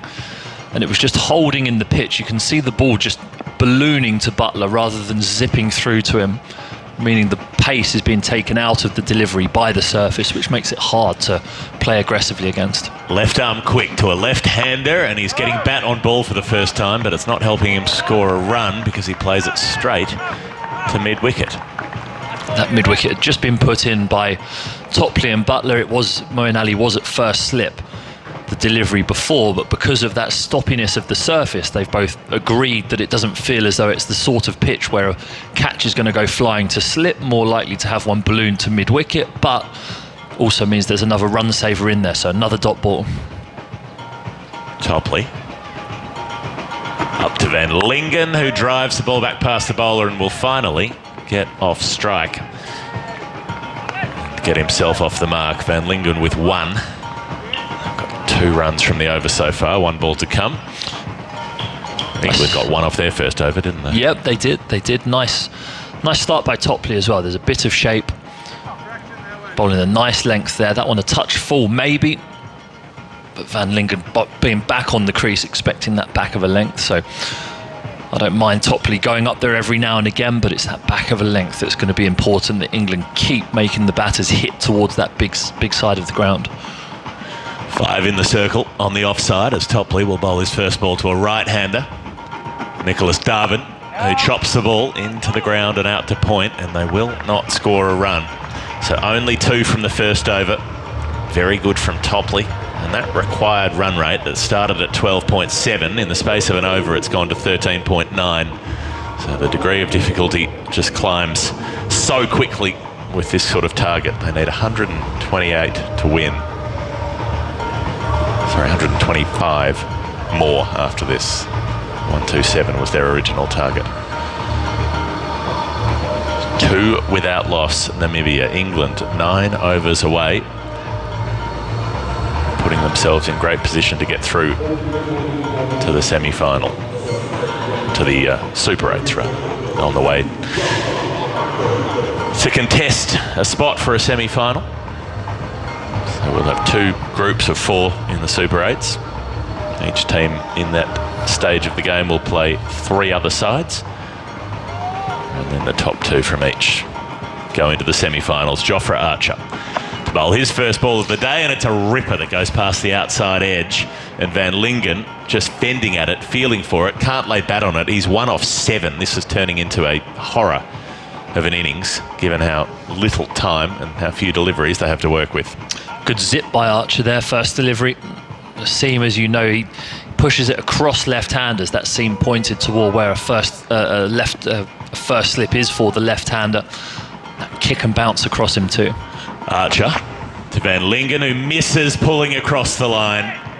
He just doesn't have the time to do this. He's almost at the point where he has to just get himself out if he can't make contact here. Every dot ball reducing Namibia's slender chances. 127 from 10 overs was hard enough to begin with. Archer, right arm over, bowling to the left-hander, who gets bat on this one and helps it over short fine leg, and that'll make him feel a bit better. It bounces just inside the rope, so he'll get 4, very nearly carried for 6. Topley comes to do the fielding. There was an urgency with which Topley got that ball back in, because England clearly know that once they get to 5 overs, there's definitely a game. So Topley coming down in front of us at fine leg, imploring the person who picked the ball up beyond the boundary rope to throw it back to him quickly, turns around, lobs it back to Archer, who's back of his mark already. They're 6 for 1, and Archer's bowling to Van Lingen, who top edges a pull shot. It's high in the air, running back. Butler can't get there. It carries the rope in the end. They have Adil Rashid down at a deep third. He was coming around and Butler was running back, but that ball just kept going and going at the top edge, and at Archer's pace it carries away. So the previous pull shot was a bit of a flinch away sort of scoop. This one was more a genuine top edge, the ball at about rib cage height when he played the pull, and that's helped. Van Lingen's up to 11 and Namibia 12 without loss. Yeah, it's not a fluent 11, but 4-6 will make him feel better. Archer changing his angle to round the wicket. Comes around and driving over cover. Van Lingen's getting more runs here. Should be 2. They've got to come back for the second. They've got to push for everything here, and they do. 14 without loss. Van Lingen to 13. That's Duckett who's fielded that, and there's no Liam Livingstone on the pitch. So that side strain that I suspected he may have done, that last delivery trying to hit a 6, has meant that he's more than likely got an ice pack on that side, which is not good news for England because he's an important player. Archer. Last ball of his over, up to Van Lingen. The left-hander walks across audaciously, tries the ramp shot, but only gets a little bit of it. It rolls away towards first slip. Butler fields, and they don't go through for a run. 14 without loss after 2 overs. I suppose one consolation for England is they don't need Livingstone's overs today because they've got Sam Curran. No, that's a longer-term view. Longer-term view. I think he's an important player in that middle order in these short format games. Ability to clear the rope and play those explosive innings that we saw today. That'll be a concern. But before they can worry about the future and what might come in this tournament, they need to make sure they win this game. They've made a good start. So Topley, they bowled an excellent first over that only went for 2 runs. Nicholas Davin's only faced 1 ball so far. While he's been watching Van Lingen first struggle and then find a couple of boundaries at the other end.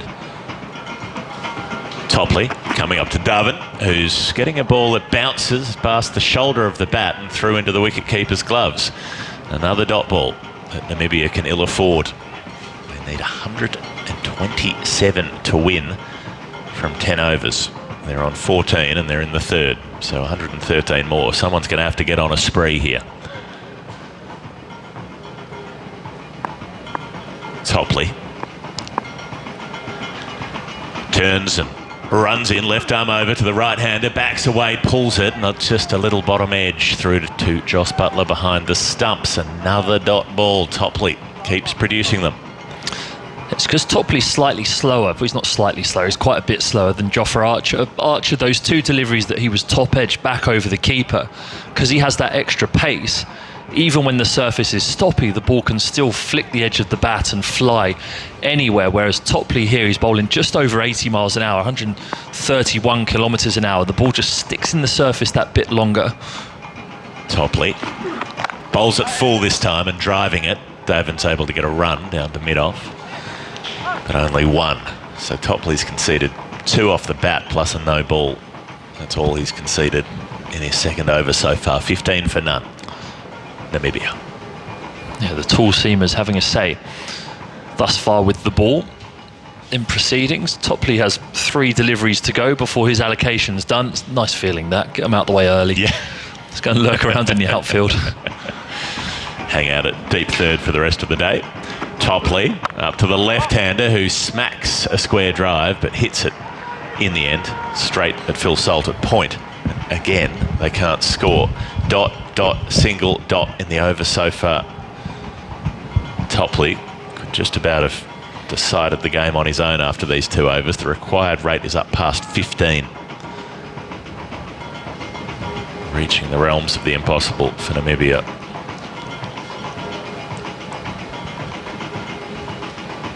You can hear the steel drums going on in the background as there's a delay here while Topley asks Harry Brook to dry the ball for him. Brook fielding at mid-on with a towel in his waistband. Topley up to Van Lingen, who steps well across outside the off-stump, drives it to Brook, takes on the arm, and Brook's throw misses. Would have been out had that hit, but Brook pinging from mid-off was relatively deep. So they're able to get through for the second single of the over. 1 ball to come. Van Lingen on 14. Nicholas Darwin on 1. I don't think we were on air when we were comparing David Visa to a footballer of the mid-2000s. It was Milan Baros that I was thinking of. Oh, yeah. Yep. Liverpool striker. See a bit of that. Yeah, just slightly wet look, long hair, swept back. Yeah, a few of the Argentinians had that kind of vibe. Gabriel Batistuta, perhaps. Up and full and driven in the air. Over mid-on. Has it got the legs? It does. It pitches just inside the rope.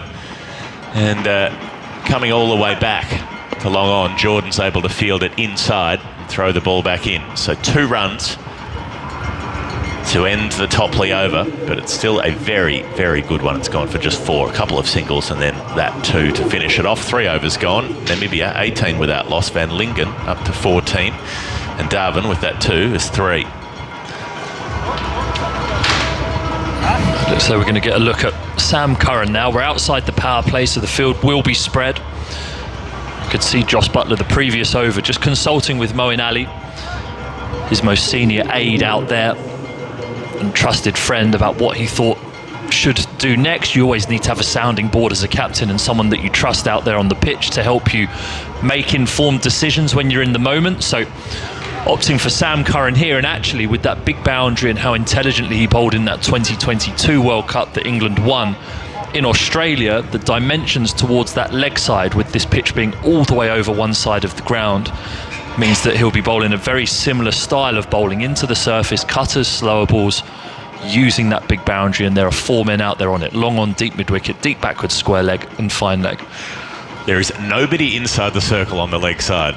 This is unusual. And swinging across the line goes Van Lingen, and missing again. Another dot ball. He's played to the leg side 6 or 7 times today. Hasn't scored a run from it. And I don't understand just continuing with the same approach when it's not working for him. They need boundaries. Have Erasmus and Visa are probably their 2 best boundary hitters. He's trying to hit boundaries though. He just can't hit the ball at the moment. Just keeps playing that pull shot to the ball's back of a length instead of finding some other way. Curran bowls to him and he's able to dig out a slightly fuller ball down to long on for a single, which isn't going to be much use to Namibia at this point. The run rate's past 16, the required rate. They need 108 and they've got 40 balls to do it. They need 4s and 6s. That's the only thing that can change that equation. Yeah, you've got to feel sorry for Scotland. Are probably watching this unfold. Will they be at the ground? No, they'll probably be at the team hotel, still in a team room. Following this game, it'd be heartbreaking if England do continue to remain in the ascendancy as they are now. England's score actually was 19 for 2 at this exact stage after 3.2 overs. Namibia 19 for none. But clearly it's that power, that lower order power that maybe Namibia aren't going to have. Curran come up to bowl to the right-hander, wide of the off stump, but Nicholas Darvin has backed away to leg, so he can't reach the ball, and it's a dot. Namibia are making a hash of this. They just haven't been able to make contact, do it often enough. And that net run rate equation, by the way, England scoring at 12.2 in their innings, Namibia at 5.5 at the moment. So England, if this continues, should get a massive boost there and put that slight possibility of missing out on that basis well out of the picture. Here goes Curran backing away, top edge. Darvin gets it down to deep third for 4. A fortuitous shot, and that's been the only place where their boundaries have come from, is the top edge over the wicket-keeper. Nicholas Darvin up to 7 from 7 balls. Van Lingen 15 off 16. They're in the 4th over, 23 for none. Yeah, the reverse V. And actually what it does do for Scotland, it just simplifies it, doesn't it? The only thing they can do is go out there and win this evening, and that's been their mindset so far this tournament. It's clearly going to be their toughest ask yet, but the attitude that they've shown, it'll be an interesting game later. England will be glued to that one. Might be glued to that one. Curran up and bowling to Darvin, who backs away to the leg side and just pushes it down to mid-on. Wants a second, thinking about a second. Might have taken it on in a more desperate situation, but decides that this isn't desperate enough, needing 16.7 and over. So every single sees the required rate continue to rise. They need 103 now from 37 balls. And it feels pretty safe to say that that's not going to happen from here. Well, even a 2 makes the rate go up, doesn't it? Yes, true. Anything less than 3 a ball sees the rate rise. So 24 for none. 1 ball to come in the 4th. England solving their problems as there's a big swish from Van Lingen and he misses outside the off stump. That wasn't so much across the line, it was more a back foot punch. In the end he rehearses a flick towards mid-wicket where his previous shot was more offside, but he still doesn't score a run. He's been soaking up the dot balls. So Van Lingen 1-4 and 1-6. He's got 15 off 17 balls, and Darvin 8 off 8 with 1 boundary. That is absolutely not what was needed or required from Namibia's openers. They're still there, but they're not helping their team's cause at the moment. 24 for none. No, it was a good over by Sam Curran as well, using the conditions. Everything that you associate with Sam Curran, the intelligence to read the game situation. When he saw Darvin step outside the leg stump, he fires it towards the wide line so he can't reach it. Just the little things like that, especially in a shortened game like this, become so important.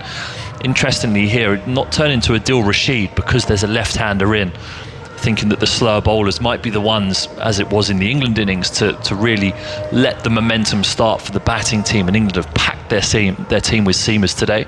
Chris Jordan comes into the attack for the first time. Jordan, right arm, he'll bowl to Nicholas Darvin in the late sunlight, who pulls the ball back down the ground, doesn't time it well at all. Archer at mid-on is able to just walk across and field at the edge of the circle almost. 25 for none with the single. Darvin's up to 9. Van Lingen back on strike on 15. I'm sure when spin does come into play, I suspect that might be when the rush of wickets come. We'll see some top edges from some wild shots. Yeah, I'd imagine as soon as 2 right-handers come to the crease, that's when Rashid will be brought on this end to get them hitting towards the leg side, the big leg side. Jordan will stay right arm over to the left-handed Van Lingen, who takes a run off his pads out towards mid-wicket and trots through for a single. And again, it's not doing much to help that equation. 101 needed. I mean, you have to play a shot at some stage. Just knocking it into the onside now when you need 17.82 and over, less than 6 overs remaining. was it 34 deliveries left now, so you're going to have to try and hit a boundary at some stage. If you fall on your sword, you've got guys to come in who can hit 4s and 6s. Someone's going to have to do something here. Jordan.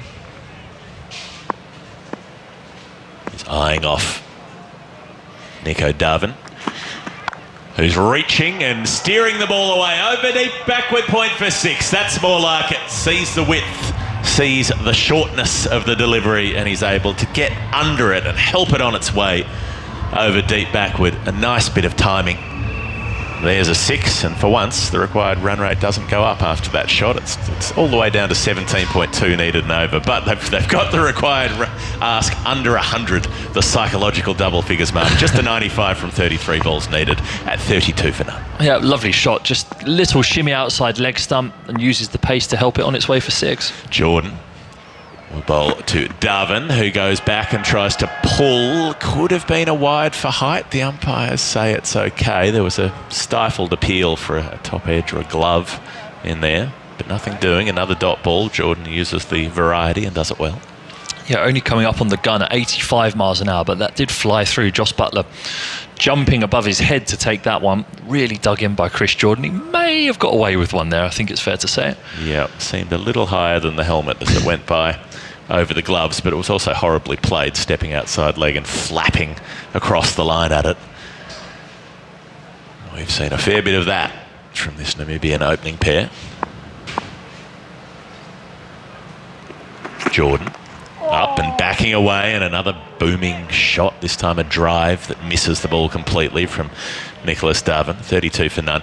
You saw the way that Erasmus played against Australia when Namibia were being monstered really, but he came in and whacked 30-something quickly, hit 4s, hit 6s, took them on, counter-attacked.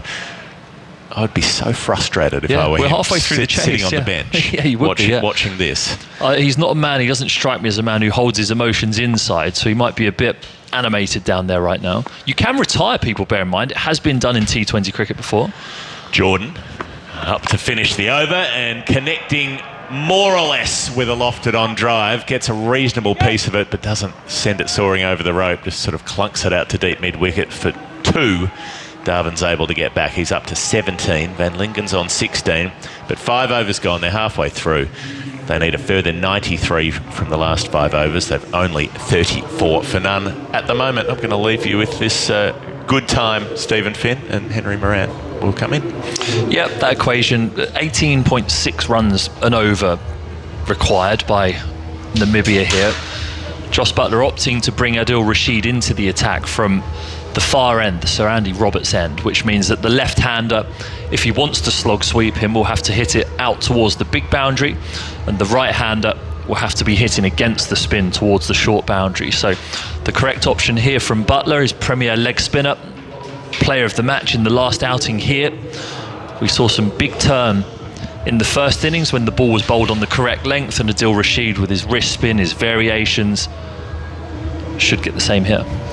So, we have a game, and that looked unlikely, I think it's fair to say.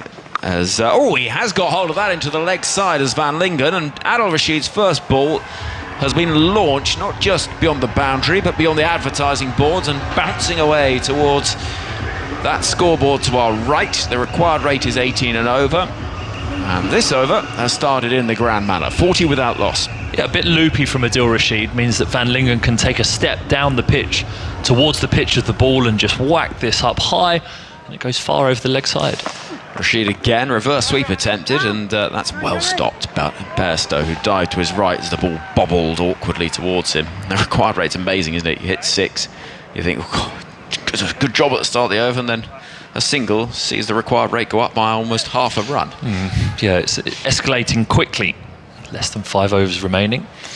A reminder, England have to win this game to stay in the tournament, and then hope that Australia beats Scotland tonight in St Lucia. You'll be able to follow that game here on 5 Sports Extra. In comes Rashid, a big swing and a miss. Jos Buttler claims it, and he will be a very relieved man out there. At the moment, yeah, but still knowing that anything can happen in a game of cricket until this game's won, then you might get a smile out of him. In comes Rashid, and that turns, but so violently it goes well wide. I more mean the fact that it's in their hands. And that feeling, that pent-up frustration of watching the rainfall would have been agony. Yes. Yeah, that would have been a frustrating few hours, that. 42 without loss. Here comes Rashid, tosses it up, flighted, beats the swinging bat of Davin, who's 17 from 15. 42 without loss. Namibia need 85 from 26. Yeah, real loopy, 74 kilometres an hour from Adil Rashid. He's throwing it up, inviting the slog sweep, but because that length is slightly shorter, batter can't get anywhere near it at the moment. Next delivery from Rashid is weighted on. It's very slow, flighted delivery, which is slapped down the ground towards Chris Jordan in the sunshine, with the shadows lengthening. Blue skies overhead. It could not be a prettier sight for England supporters who thought that their World Cup dream might be being washed away in the rare Antiguan rain.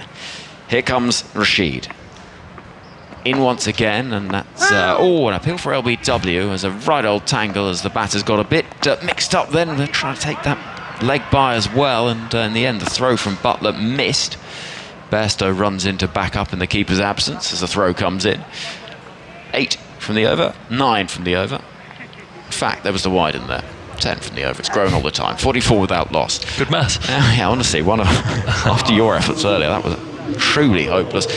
83 needed from 24 balls. The required rate for Namibia is just shy of 21 and over. And we do speak about the Australia-Scotland game as if it's a formality. It really isn't. No, not. But and I actually had to catch myself. You don't just want to presume. Australia should win that, even if they play their bench players. They should win that. But this World Cup has thrown up some beautiful upsets so far, and I've loved Scotland's attitude throughout this tournament. The way that they've approached the games, the way that they approached that game against England, not showing no respect. I mean, this is interesting. They've retired him. They have. Look at that. Oh, was that 4 overs too late, I think. But yeah, they've retired Davin. They've said thanks for coming, but we're going to send someone in who's going to try and boom some sixes now. Well, yeah, and it's David Visa. He very much is. He's the January signing. He's come in halfway through when the original options have not been performing. How about that? When was the last time you saw a batter retired? I mean, it's more likely in a game like this with the overs reduced and everything else, but that is... It's happened a few times, hasn't it? Was it the IPL? I think it first happened, maybe. I've definitely seen it happen at Ashwin. Ashwin got substituted out or in? Ashwin retired himself. Yeah, it feels as though that was the right time. If he's fallen on his own sword, then fair enough. If the coach has pulled him in, might be a little bit of consoling to do. But David Visa can hit sixes, so England still have to be on their guard, even though this required rate is 20.75. 83 needed from 24 balls. Here comes Sam Curran, and back of the hand slower ball is slapped towards Moeen Ali at cover, and there's no run.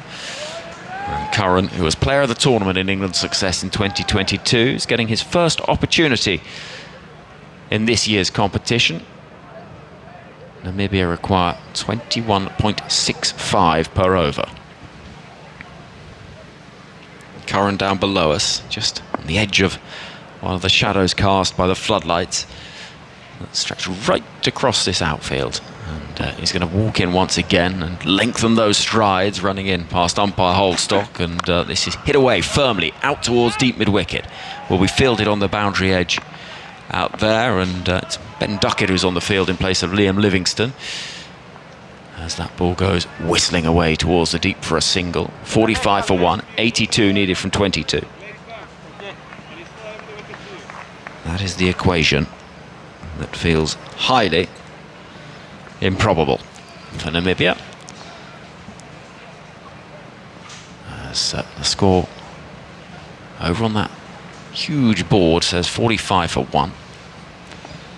The requirement is 127 from 10 overs. Here comes Curran, and that's sliced away beautifully. First ball from Visa, a back cut towards deep third, and Johnny Bairstow trots off into the distance to pick up 49 for 1 midway through the 7th. Yeah, immediately looks a bit different, doesn't it? Visa just standing tall, Sam Curran looking to bang it into the pitch over the top of the stumps, trying to utilise the big boundary towards the leg side that we've spoken so much about, but it's such an important element of bowling in this situation. But David Visa is an experienced, intelligent cricketer, knows that Curran's going to try and do that, just sways it inside the line. and helps it on its way for 4 through deep third. 78 needed from 21. In comes Curran, and that is tapped into the onside by Visa, who trots down towards us to pick up. Robert Jackson emails and says, what's the weather forecast situation for the Australia-Scotland game at the moment? Because, of course, a washout in St Lucia would also see Scotland through. So they're happy to see the rain fall, but the weather is okay in St Lucia. And so there's a good point, but it's not going to be quite the same situation that we've had in Antigua, where the rain just sat right on top of the ground, this northern part of the island. It just seemed almost unbelievable that it just wouldn't move. Here comes Curran bowling outside the off stump, slapped away out towards deep cover. England with a man positioned on that distant boundary. Phil Salt at deep cover it is, and the score moves forward to 51 for 1. They need a 4 every ball or better here in Namibia. 24 exactly is the required rate, 17 from 19 balls. 51 for 1. 1 ball left of the 7th. As Curran down below us. Is he going to try round the wicket? He is, and that's a signal made to Van Lingen, who steps across. And Curran will try once again. Visa is on strike. Tall figure, right-hander. And here comes Sam Curran. Oh, that's one that keeps a little bit low, inside edge, onto the pads. They won't get a single there. So 7 from the over, 51 for 1. I know that the key for England as the over comes to an end, 3 left, 76 runs needed from 18 balls, feels less than probable, I think it's fair to say. Finney, it's not a great sample size, 7 overs. England haven't got the breakthrough themselves. We've seen David retired, but they haven't managed to find a wicket. Is that any sort of concern? What have you made of the bowling? No, this is about saving runs. It's about bowling intelligently to the areas of the ground that you want to be hit. Everything that I've seen, England have made the correct decisions. Joss Butler's made good bowling changes. Team selection was clearly the correct team selection, loading the team with seamers. Well, here comes a spinner. Adil Rashid has been hit back down the ground. Fielder running round will stop it before it reaches the boundary. It's stopped out there in the distance by Chris Jordan, who fields so effectively at long on and long off. So just the 1 run. 75 needed from 17 balls. I can see members of the ICC staff walking around the boundary edge in the sunshine. They'll be relieved as well that a game's been possible today. Rashid. As Langton Rosero, the umpire from Zimbabwe, signals that he's ready. And Rashid can begin this angled approach into bowl to Visa, who chops down on a ball which beats Jofra Archer at backward point, but it will not beat Phil Salt, who's quickly round to his left. Well, he is quick, but he manages to throw the ball about 3 yards to his left. I don't know how he's done that. 54 for 1. And he's putting his arms out as if it might be someone else's fault. Doesn't tend to be in that situation. Here we go. Yeah, it's slipped out, hasn't it? If you don't, when you pick the ball up like that, sometimes when it's wet, you can't feel where the seam is. You've got no feedback off your fingertips about what you're holding on to. So there he would have had the tips of his fingers on the leather part of the ball, and it just slipped out. Here comes Rashid into bowl to Visa, who's got a big chunk of that down the ground for a massive 6. The ball's gone sailing away, clattering into the blue seats, sending spectators darting out of the way of it. That is a big old hit from David Visa. 60 for 1. They need 67 from 15 balls to Namibia. That's a big old hit, that off the back foot as well. His momentum wasn't coming forwards. Both feet were in the crease and just stands there, whacks through the line of it, went miles back. Rashid once again coming into bowl. Oh, that's even bigger. Into the leg side this time. They're taking cover on the grass banks, and that's taken out of barbecue, I think. There's some food that's being served over underneath that red gazebo, and there were pots and pans all over the place. 66 for 1. There's deep fried cricket balls on the menu over there, I think. That's gone miles. It's the biggest one we've seen today. It's looped up from Adil Rashid, very slow but too full. David Visa, he's a big tall man, plants that big foot down the middle of the track, and a big slog sweep gets underneath it, sends it miles high into the air and miles back over the rope as well. So 15 from the over, an over that requires It's the required rate, just shy of 26 now. 60 needed from 14 balls. Here comes Rashid outside the off stump, a little bit quicker. But this has been cross-batted again into the offside for 4 more. Now this is a little bit of a question as to why wasn't he opening the batting? Yeah, I'm not opening. I don't think he should have opened. He's not an opening batter, but certainly as soon as those two were not able to time anything in the first couple of overs, you have to ask the question, why on earth the retirement came in the 6th over and not the 3rd over, because Visa has the power, as he's showing now. 6-6-4, final ball of Adil Rashid's chastening second over, and this time it's been gently pulled into the onside for the single that will keep Visa on strike. And rather cruelly, the required rate goes up to 27.5, because though that was an over that went for 20, it hasn't managed to rein in the required rate, and 55 needed from the final couple of overs. He had a brilliant day the other day, Adil Rashid, but his 2 overs today, none for 29. Yeah, too slow and loopy there from Adil Rashid, actually. The bowlers that have got the real grip out of the surface have bowled back of a length and have bowled quick into the surface. And we know that Adil Rashid, when he's at his absolute best, is able to drive that ball quickly into the surface and be impossible to get away. But here, looping the ball up, inviting those strokes.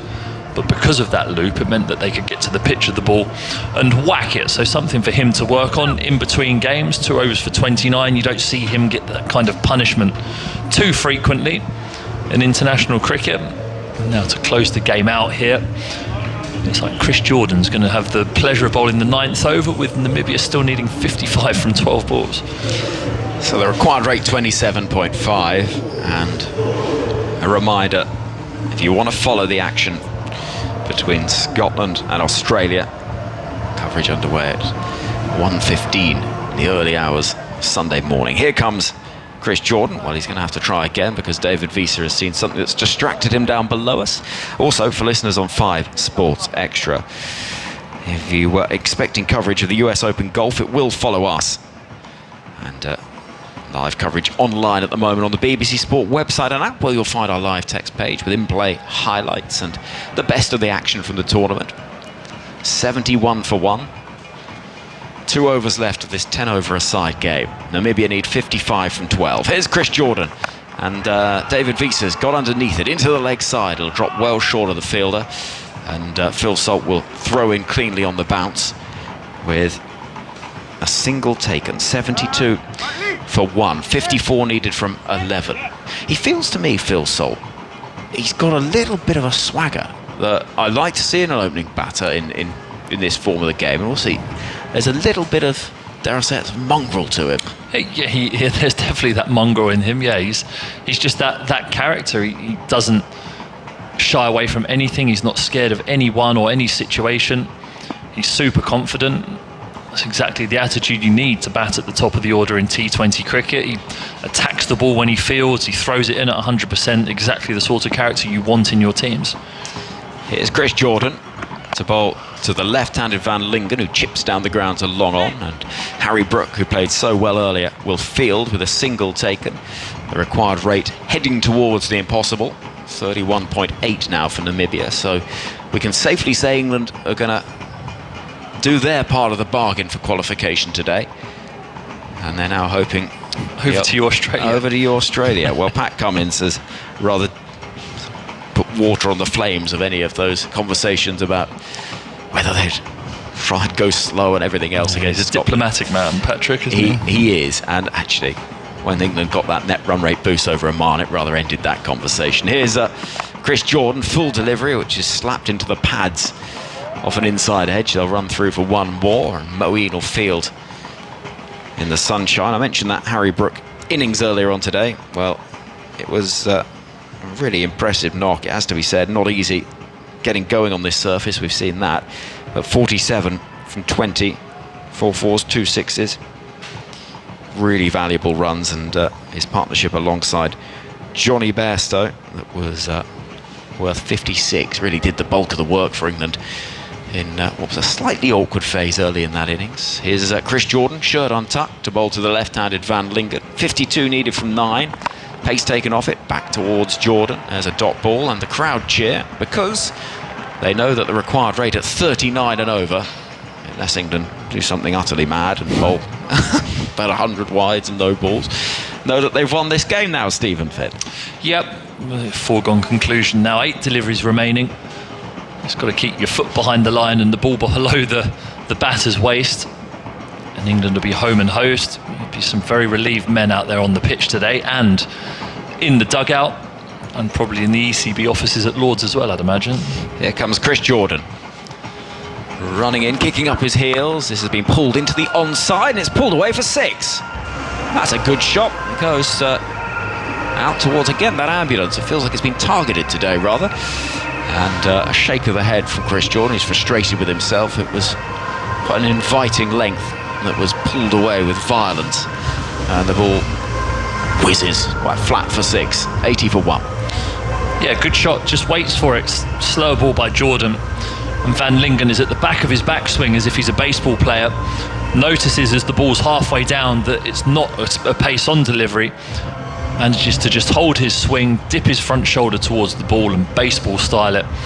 As Henry says, I'm not sure it's gone into the ambulance. I think it's gone down the gap in which the ambulance is parked, even though one of those doors on the back of it is open. And now there's a few people converging to try and find the cricket ball, which has been tossed back to Ben Duckett. Catches it and throws it back to Chris Jordan, so play can resume. Well, 80 for 1 is the score. The windows here rather steaming up, actually. And so we're having to... I think it's because it's much colder in here than it is out there. The temperature's warm outside and chilly in here. And so we'll have to turn the aircon off, I think. It's been unplugged. It's not off. The plug has been ripped out the socket. In comes Chris Jordan. And bowls a ball which is hit down the ground. Could be a chance of a catch for Harry Brook, and it is. Takes it well, moving to his right. Long on, and Van Lingen goes for an enterprising 33. It was a little slow going, has to be said, from 28. And Namibia, who lost their first wicket to a decision to retire David. Well, the other opener's gone now as well. Van Lingen caught Brook, bowled Jordan for 33. And 80 for 2. With 1 over left, Namibia needing 46 from the final 6. Yeah, nice catch by Brook, actually. Had to double check where the boundary sponge, the triangular shaped sponge below him, or behind him, sorry, as he was tracking round to his right to catch that ball, just constantly checking over his right shoulder as if he's playing in central midfield and seeing if there's anyone in his vicinity. Jumps in the air to catch it so that his eyes are level as the ball's coming towards him. It's a thing that A.B. de Villiers did a lot when he was fielding at long on and long off. He'd jump to make sure that his eyes were level as that ball was coming towards him, catches it, and then make sure that the momentum from that doesn't carry him back over the boundary rope. And Chris Jordan gets another T20 international wicket. He's passed 100 in this tournament, Chris Jordan, the second Englishman to do that, joining Adil Rashid, who's top of the pile. 80 for 2. In comes Jofra Arch from the far end. Jordan's finished his spell. Out towards deep mid wicket it goes, and a single will be taken, with the score moving to 81 for 2. Nice Yorker to start. Good opportunity here for England just to practice that bit of death bowling that you need to do as you go into the latter stages of a tournament. Results going their way this evening if they get to the Super 8s. There will be situations within those games they'll have to bowl at the death, under pressure. This is an opportunity to practice that. Archer at the far end of the ground. Conceded 12 from his first over, a couple of top edges that flew away. He's bowling in over the wicket, swing and a miss from Gerard Erasmus, the Namibia captain, who's come to join the action. With 45 now needed from 4 deliveries, so England to get a win this game in the next couple of minutes. And I should say we will have a podcast not just reflecting on this game but also Scotland's campaign when we know who's going through from this group alongside Australia. That'll be available for you to enjoy in the morning, and it'll have reaction from both camps as well. Steel drums playing in the distance as here comes Archer running in past the umpire, and pace taken off it, walloped out towards deep mid wicket where the ball will be fielded by Duckett, who is on in place of Liam Livingstone, because what was the muscle you said? What was the QL, I think it's called. It's the one above your bum and just where your side, where it comes down from your rib cage diagonally down towards the top of your backside. There's one there. I mean, but mine, I'd probably call it a love handle at the moment, given I retired 9 months ago. But these professional players have muscles there. It feels as though he might have torn that. Here is Archer, and this has been hit away into the leg side. It might be 6, might be caught. Fielder running round, takes a simple enough catch. It's Harry Brook again.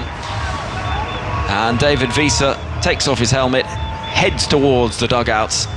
England have Namibia at 82 for 3. It's a wicket for Archer. There's 2 balls left of the game, and they're going to win this match quite comfortably in the end. Yeah, it looked like that might be a good whack by Wiese. Out towards long on, felt as though he might have got enough of it. There's players shaking hands with Wiese because this will be his last act in a World Cup. He's being congratulated by Brook and Archer and his teammates Erasmus and whoever's come out to join him, but he'll get adulation and applause from holding both his helmet and his bat towards the crowd. Everyone appreciating what he's done for Namibia throughout his career. Should be mighty proud of what he's managed to achieve in getting his team to this stage and competing in world tournaments. Yeah, he's been a fine servant of the game, not just at international level for 2 countries, South Africa and Namibia, in major tournaments, but as a familiar name around the franchise leagues as well. Fine player, fine all-rounder, and done an awful lot for Namibia cricket in recent times. 82 for 3, 2 balls left, 44 notionally needed, as Archer bowls a loopy bouncer, and that's behaved peculiarly. Is that not wide? Yes. Waited a moment, that seemed to springboard. Yes, because I think the wicket is still just that little bit tacky, and if you do really drive it into the surface, the bounce can be a bit erratic and slow. And that one just ballooning up off the seam or something and looping to Joss Buttler, miles over the batter's head. Archer at the far end of the ground in the sunshine. The memories of this outfield covered in tarpaulins with the rain hammering down 3 hours or so ago. Drifting away. Short third up inside the circle now as Archer bowls a very full delivery, which he's turning to the umpire as if there might have been a bit of bat first. Certainly there was a woody sound off the bat as it's Smut who runs through for what is signalled as a leg by, so there wasn't any bat involved, but nothing doing in terms of that LBW shout. And we've got 1 ball left of the game. 1 ball left of the game. We've finally got a game in, which, look at the evening now, it's a beautiful evening here. There's sparsely populated clouds above us, but blue sky is the most prominent feature of it, and it's going to be an England win. Here comes Archer to finish the day in past the umpire, and the most extraordinary reverse shovelly sort of shot is missed by Erasmus with the pace taken off the ball by Jofra Archer. England will hope it's full steam ahead towards the Super 8s, but they need a favour from the old enemy, Australia, if they are to do that. They've won this game by 41 runs via DLS. Goodness, they would have been nervous thinking that game that has just concluded in front of us may not happen, but it has. They've won it, they've done their bit, and they'll also, just as a side point, have done a decent job in terms of the net run rate as well in there, Stephen Finn. But ultimately, those England players that celebrate will be feeling pretty happy with life. Indeed, that net run rate up to 3.5. Yeah, it's been an excellent performance by England. It's very tricky in these games to remain positive when you're waiting for the rain to stop. You have the dejection, you look at the puddles on the outfield and you feel as though we might be turfed out of a tournament because of losing 2 games to rain. But what they've managed to produce once they got on the field today was brilliant. They had a tough first 3 overs with the bat to contend with, only 18 runs off those first 3 overs. But then once they got through that tricky period, Johnny Bairstow and Harry Brook put together a brilliant partnership that gave England all the momentum. That was completed by Liam Livingstone and Moeen Ali towards the back end of that batting innings. The target was then adjusted to 127 for Namibia in the second half, and you felt as though that was always going to be a stiff ask. Then England opened brilliantly with the ball, utilising the movement and the tacky wicket. They bowled intelligently to the big side of the ground, used everything in their favour, all their experience, to get themselves over the line here and now. As Henry says, they'll be glued to their TV screens this evening here in Antigua, waiting and hoping that Australia can do them a favour and beat a very spirited and skilled Scotland team. Just finally, your Prediction for that match, because it is crucial for both Scotland and England, of course. Look, my prediction is that Australia will win. There's part of me that would love to see the romantic story of Scotland making it through to the next round, because I think it's fantastic and brilliant that the smaller associate nations have come here and they've all competed to a certain degree with the big boys. But I think England, for them, the reigning champions, to be turfed out of the competition because they lost that game to Rain earlier in the tournament wouldn't feel like it was fair. So I would say that Australia win and England and Australia progress to the next stage. Stephen Finn, thank you very much indeed. Pleasure. Thanks as well to Jeff Lemon, who's been part of our team. Today, England victorious 41 runs via Duckworth, Lewis and Stern. They put on 122 for 5 from their 10 overs, with Harry Brook top scoring on 47. Not out from 20 balls. And then restricted Namibia to 8 for 3. Van Lingen made 33. David Visa 27. David retired out, having scored 18 or 16. A wicket apiece for Archer and for Jordan. And England get the victory that they need. So it is over to Scotland and Australia. Scotland, can they get that win that would see them through, or will Australia help England and see the reigning champions qualify for the Super 8?